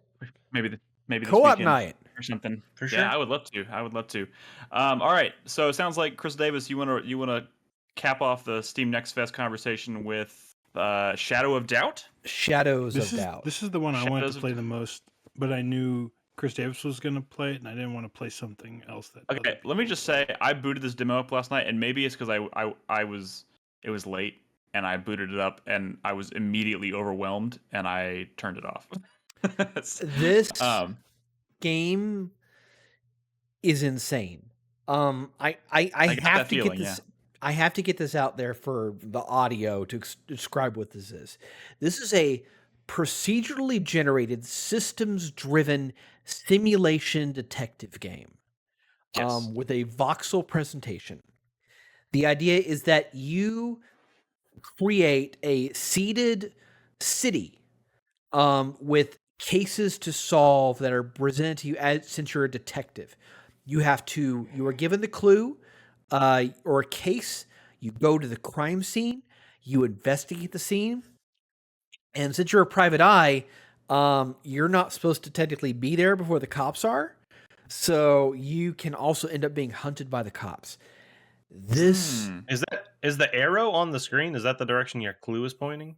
Yes, because the demo for this game, by the way, it's a timed demo, but it's not technically timed, because you can restart the demo in a new seed, and it restarts the timer. But each session is limited. The session is limited. The demo it's curated to give you an idea of what the actual experience of the final game is. So I wake up, I go into my living room, and while I'm in there messing around, a note is slipped underneath my door. It gives me a name and a case to investigate. So I picked up the name and I put it on my clue board. I went over to the phone directory, found the guy's name and his address, and then I put in the address into a GPS, and that's what the arrow did. It leads me exactly to that residence. And it's just... By the way, this is also one of those games where you can interact with everything you can interact with. And normally that's really cool. I was immediately overwhelmed. But I was like, everything about this is screaming, yes, my body wants this. But I was immersive sim detective game. It's incredibly complex. Everything from like pulling up a wallet to find an ID, to find out the name of the person, a photo of them, a date of birth, things like that. You build whole profiles of characters based on the clues you find. Checking their bodies for fingerprints, checking the environment for fingerprints, which, by the way, because it's simulation, fingerprints will wear off over time. So your little gun that will detect them and be able to identify people by their fingerprints, you got to work quickly. Otherwise, they may just fade and you may not be able to use that clue. Fingerprints wear off over time? Yes. Is that actual science? No, that's... Well... I mean, it's a video game. It's accelerated time, obviously, but they do fade realistically in real life. I think the term, I don't know if fade is the right word. I think decay. They'll decay. Decay, or yeah. Bacteria will get after the oils that are planted. Reliable. It's not as easy to pull a clear print after degrade. Thank you, Persuade. That's the word I was trying. Fingerprints can degrade over time. Yes, Mr. Dexter. It's just accelerated. In the game. And the cool thing is that you have a detective board, right? You press a button, it pulls up, and you can plant your clues on the map. And if there is a connection to an element that's already on the map, it draws a red string to connect it. So you can build up profiles. You can figure out the whole background of the victim and other characters. And you can figure out that of the killer or pretty much any other character in the world is simulated, has a story to them, has a name and a background, the whole 9 yards. You can go up to every single character in this game, have a conversation, try to connect them to the case, see if they know anything, interrogate them, find out things. I've never seen anything like this before. It's pretty wild, and I was like instantly I was like shocked by how like when you boot up the game, it's like building your city, and I was like, this is taking a while. How big is this? How much stuff does this have to figure out? And I was immediately answered with, oh, a shit ton. Okay, that makes sense. But I'm gonna play this demo again because I didn't even get a chance to get to like the detective stuff that Chris Davis was talking about, and that's obviously where this game's probably gonna shine. But I have a question: as a PI, if you figure out who a killer is, what does a PI? What is your recoil? Like, what do you do when you figure out who the killer is as a private investigator? So I haven't figured out the killer yet in the game I was playing because it's time demo. I want to figure out things first before I actually do a run. But what I do know is that once you have identified a crime, you go to City Hall and get a card to report the crime. And this is where it becomes a little bit of Oberdin because it has a list of things like who is the victim, who do you think the killer is, how do you think the victim was killed, when were they killed, and then what do you know about the killer? Do you know where they are? Do you know where they live? Objection. Things like that. So there are so many elements to this game. Everything is simulated. Surveillance cameras, how characters interact in the world. Even with, like, they react to the fucking weather. Like, if it starts raining, like, if they don't have an umbrella, they'll just automatically start running through the streets to get to their destination. They react to everything. I haven't even seen like a third of what this demo has to offer, and it's just fucking amazing. Yeah, I'm gonna give this a try over the weekend because it's definitely something that stands out as like as a pretty impressive technical feat, and I like detective shit, so that could be really cool. There's not nearly enough games that do really interesting like. Oh, you should play Her Story, Nick. I knew I walked right into that. I walked right into that. I hate myself for that. Like when I was playing this, the feeling I got was kind of that awe and wonder of playing the first Deus Ex for the first time, just seeing the level of the depth of the simulation and just how much you can interact with the world. This feels like a current gen version of that experience. It is so fleshed out. It is so smartly done. And it's fucking intimidating. Do you know when this is coming out? Or is this like one of those like pipe dreams going to be a while? Early access games. Or forever early access. Is it early access? No, it's not. It's coming soon. This has been in development for quite a while. They did a playtest alpha last year. This is like their first like public experience people could try on their own. Do you know this isn't launching in early access, or are you guessing? They haven't said anything about early access. I wouldn't put it past them for just what they're trying to do here. I will say this: Sons of the Forest was not supposed to be early access, and it's supposed to come out like this month. And then all of a sudden, last minute, they were like, "We're going to release it in early access." So every fucking game. It's if it's a systems game, it's always early access. That being said, like for the level of depth they're putting into this, I wouldn't put it. I think they ought to try because I don't think I've seen anything try to do this. Like it's pretty ambitious for sure. Minecraft was. I mean, I immediately think of Minecraft when I think of this because not only the art style, but the systems that are kind of built as a foundation. It is just so complex and so intricate in how everything connects together. Like, I think they need to do a metric fuck ton of playtesting just to get it to work. Because again, this is procedurally generated. Yeah. Like every town, every building layout, every character in the world, everything you do is procedurally generated. There's never been anything like this. You remember Ken Levine's talk about narrative Legos? Okay. I honestly, I'm not fucking around when I say this. This feels like a first attempt. All right. So, yeah. First attempt? What does first attempt mean? Like an indie developer has not done something that's narrative? I think he means this feels like maybe the first example of like what he's talking about that's out in the wild. Yes. What he means by narrative Legos. It looks interesting. I'm gonna try. Like I said, I'm gonna try it again over the weekend because I definitely want to give. I want to give it a thorough playthrough because it caught my eye too. I tried it way too late last night. It is. Um, It is scary. It is scary what they're trying to do with this. I know I could get lost in it. I know people will get lost in it. well, that's what we do here. All right, that's it, right? We don't have any other demos. I think that let's wrap the up. show up with the 4-player minute. Yeah. All right, Brad. Minute time. 4-player minute. Go. You know how this works. Hey guys, did y'all see that tiny GIF of Dragon Age 4 leak out there? No, everybody actually, watch that? I missed you that, never actually. clicked on the GIF. You never clicked on the GIF. Well, somebody in chat could post it real quick. It's only a few seconds. Post the GIF. Post the Dragon the GIF. Age leak GIF. We don't really know how old this footage is. This is footage. It's not a GIF. But it is just a few seconds long.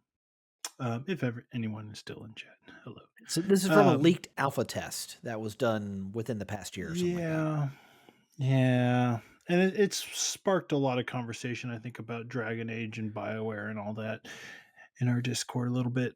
And it got people talking about Dragon Age Inquisition, and I don't know, I think I got laughed at for expecting anything out of this game. But like, I feel like history is being a little unfair to Dragon Age Inquisition. Like, it's honestly kind of absurd. Andromeda was not loved, and Anthem was Anthem. We all know how that turned out. Yeah, that's like in the 50s on Metacritic. Like, no one was happy, right? But like Inquisition won like Game of the Year award. It's a very highly rated game, but people act like that was already bad BioWare. And I feel like I was more critical of Inquisition than anyone.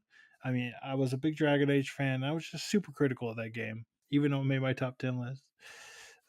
But like people, and I remember what happened, right? Witcher 3 came out and everyone was like, Dragon Age, boo, shit, look at this is a RPG, boo. But that's not how it was, man. It just hurts my soul to hear people talk so much shit about Inquisition because it was like a pretty fun game, and we all got it, and we were having so much fun running around and jumping around in the hinterlands. And fuck Witcher 3. I guess that's my final point. That's a great game. Wait, what are you trying to say about this footage of Dragon Age 4? I was waiting for y'all to watch it, but no one fucking posted it. There it is. I mean, fucking finally, Jesus. I've been trying to find it. I just wasn't sure if I found the right one because I hadn't seen it. People were shocked when they saw this. Like, oh my god, this doesn't look like Dragon Age. But they've been showing. They did a developer diary years ago that showed this sort of action gameplay. That it wasn't going to be like the kind of gameplay that we expected from a Dragon Age game. Literally years ago, there was a dev diary that showed it was all like gray, box or whatever. But it was, kind of what you're seeing here. An action game type of thing. But you know what? Honestly, I'm still a little optimistic. Like if there is any hope that BioWare is anything but a trash company now, it has to be in this game, right? It has to be that there's still some talent left from the Dragon Age team that can maybe make something interesting. So even though this looks unpolished and old and maybe not like the Dragon Age we want, I think sometimes I can fuck with like a janky action RPG. You know what I'm talking about, Nick. You're a Greedfall fan. I am. Yeah. Or that was a Mars Warlogs fan. What was the other one you played? Steel Rising. Steel Rising. Right? And then, not only did I play it, it was in my top 10 last year. Spoiler alert. They're putting a little Euro jank into the BioWare action RPG. There was a time where we all played Jade Empire and we were like, you know what? This is pretty fun. And you can't look at this and say this is like worse than Jade Empire. Like Dragon Age Inquisition it's underrated. It really is. History underrates it. Well, history talks shit about it. Kind of like old God of War. God, that was I was shocked when I pulled up all of the old God of War games and they're all like 93 on Metacritic. And I'm like, people love these fucking games so much. And everyone talks so much shit about them. And I feel that about Inquisition. And that game had cool characters with good, like, the what do they call the personal quest lines for each of the characters and stuff, and like the castle stuff was cool, and you're like making decisions, and honestly those big huge areas were fun to explore. You had mounts and you could jump around and stuff. Coming off of Dragon Age 2 that reused the same like 3 dungeon layouts over and over and over again, it was refreshing at the time. And honestly, I guess all I want to say was stop being mean to Dragon Age 3, and we got to give Dragon Age 4 the benefit of the doubt, because if we don't, then BioWare is truly lost, and I don't think anyone really wants that. That name used to mean something, and that's sad. So Jay Hit in chat just posted another link that has not only that GIF but also a bunch of screenshots.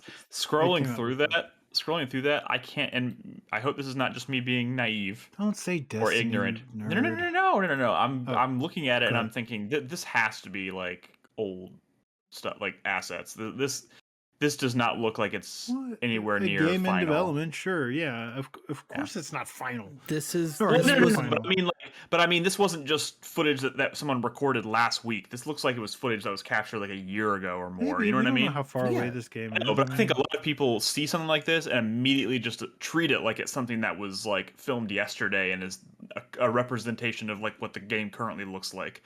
And I feel like we should. To your point, I think we should give it the benefit of the doubt and say that what we're looking at is probably old footage. If this game comes out and is truly bad, like whatever their last couple of games, then yeah, it's time. I mean, at that point, there's no reason to not throw BioWare in the trash, right? They're done. Yeah. But until then, let's chill. We'll see. All right. You probably just played a lot of Dark Souls and wanted to make an action game. That's it. That's probably what it was. All right. That's it for me. Y'all have a great rest of y'all's podcast. I gotta roll. Brad uses all 6 minutes of his 4-player minute and then bounces. Look, my 4-player minute could happen an hour ago. It's still gonna take that long. You shouldn't be surprised. I'm not. So have a good night, Brad. All right. Nolan, you want to go next? Yes. My 4-player hype of the minute starts now. I wanted to say Dark and Darker. I really want people to check it out. I know Brad says it's getting like overhyped and stuff like that, but it's really worth spending, a couple of hours pushing through, especially if you find some other people to play with. That'll make your life easier. I definitely recommend checking it out. The other thing that I have not checked out yet, but I want to, is Hitman 3 has like the freelancer mode they just released. Yeah, which is like Hitman roguelike. So you're sent on missions, and if you die, you lose your run. But as you proceed, you go on to the next mission, you earn like coins, stuff like that. You can buy new upgrades and stuff, and then keep moving on and fight a boss, and then you'll move on to the next set of them. So it uses all of the maps from Hitman 1 through 3, I think. But it gives you just a lot of variety, and it gives you a reason to not, try to go for, perfect silent assassin, because you're literally just trying to survive. And make it out alive. So I really want to check that out. I haven't gotten a chance to check it out yet, but it looks really interesting. The other thing I'm excited about is I have not been on the show, I think, have I been on the show since Last of Us has been out? It's been, maybe you must once. have. It's been, I think after the very first episode. Yeah, it's been 2 weeks, and there's been 4 episodes, so. Yeah, so about to be 5 tomorrow. Yeah. I'm really enjoying that show. I know there are differences between the game and the show, but I think they're doing a really good job, especially with the episode before this last one. And this last one was good too. Yeah. But I really am enjoying that show a whole lot. I'm excited to see tomorrow's. Dude, I fucking this last episode where she tells the pun at the end and then he gets him to laugh. Oh my god. Mm-hmm. Good scene. Oh, that was so good.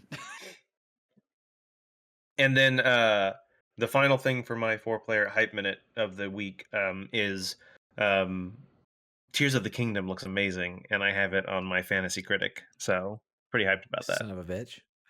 You son of a bitch. Just got to remind everybody every chance you get, which you should. You absolutely should. Yeah. I still love the first pick of our draft where everybody was trying to begging Nolan. Pick with your heart, Nolan. Pick with your heart. And you're like, Zelda. Yep. So good. So good. All right. Chris Davis, you're up.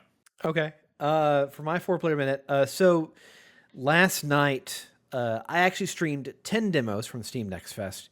Since we didn't have time really tonight and Precious to go over the rest, I did want to mention them real quick, the rest of them. Played a game called Astra Fading Stars. It is a Hollow Knight inspired game, Metroidvania with flashy-esque combat. Seems okay. I'm not really digging it because I feel like there's a level of, and this is going to be a common thing with these games, is that there's a level of audio pass that the game is kind of missing. It needs, like, there's more sound effects. There needs to be a little extra variety in the music. There's no voice acting. It's missing some things in the presentation that I think would really benefit it. Also, I mean, the combat kind of felt a little weak even for the tutorial experience that this game was throwing at you. I don't know. If you're a Hollow Knight fan, maybe check it out. Played demo for a game called Mika and the Witch's Mountain. And this is a open world 3D platformer that basically wants to be Kiki's livery service, where you're exploring an island and upgrading your components and broom while you're delivering packages to customers. Not bad, very short demo, but kind of has potential. I do want to see more of it later. Nova Squadron. It's a PS1 era Ace Combat inspired sci-fi arcade flight sim game. Didn't have much time to play with it. Just like Astra, it's missing a lot of the audio design that I think really needs to be there. Also visually a little plain for what I would have been hoping for. So I get it. They're going for that PS1 era style of basic visual design, but also expect a little bit more from it.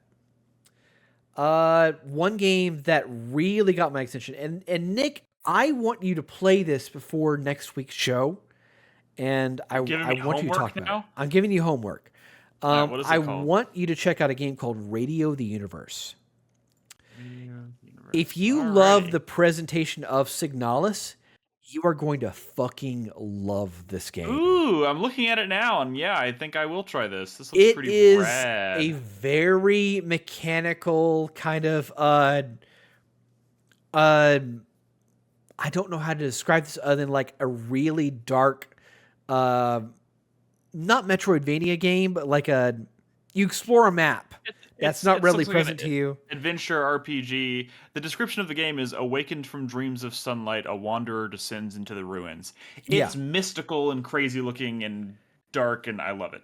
The one description I read online was that it's Alundra meets Dark Souls. I never played Alundra, so I can't give the comparison, but that everyone's saying that. But yeah, it is a very stylized, very good looking game. I like the mechanics behind it. It's very very heavy, everything you do. Also, it's also got a little bit of Tunic inspiration in the fact that the world language in there, you kind of had to explore and figure things out. It looks really good. I think this would make a great game to talk about next week. Okay. And the last game I wanted to talk about real quick, and this is I gotta talk about a goofball game whenever these demo fests come out. I played something called Super Adventure Hand. This is a comedic, I think it is a parody of Glover, in which you play a disembodied hand that looks like Thing from the Addams Family and walks around just like it with the digits crawling around. It's a puzzle platformer. You can tell this is like, it's Chris Davis, because in this game you play a fishbowl. In this game you play a disembodied hand. Yeah, but this is a physics-based platformer. Also, the physics of this hand are freaking me the fuck out. They are, but it's so good. It's so good. Oh, you got to take a look at this game. It's like each finger has 2 joints. And they also get kind of stretched. Looking at my hands, like, wait a second, my fingers do have 2 joints. It's like What's an it extra called? joint. Super Adventure Hand. Yeah. Yeah, That's cool. I played it, had quite a bit of fun with it. That game, it's gonna be some delightful goofiness. This is from the developers of Moving Out. I don't know if y'all have, or Moving Out 2. I don't know if y'all have heard of those games. I have not, no. Yeah, goofball game, lot of fun to be had with it. So All right. somebody do check that out. I want somebody else other than me to play that. It looks interesting. I don't know if it's really my jam, but it's definitely a Chris Davis game. I can tell you that. All right. Thank you, Chris Davis. My 4-player minute starts now. Let's see. What do I talk about? Well, so my wife's going out of town for about 2 weeks, so I'm gonna have a lot of time on my hands. I'm gonna try and be productive. But we are in the midst of February.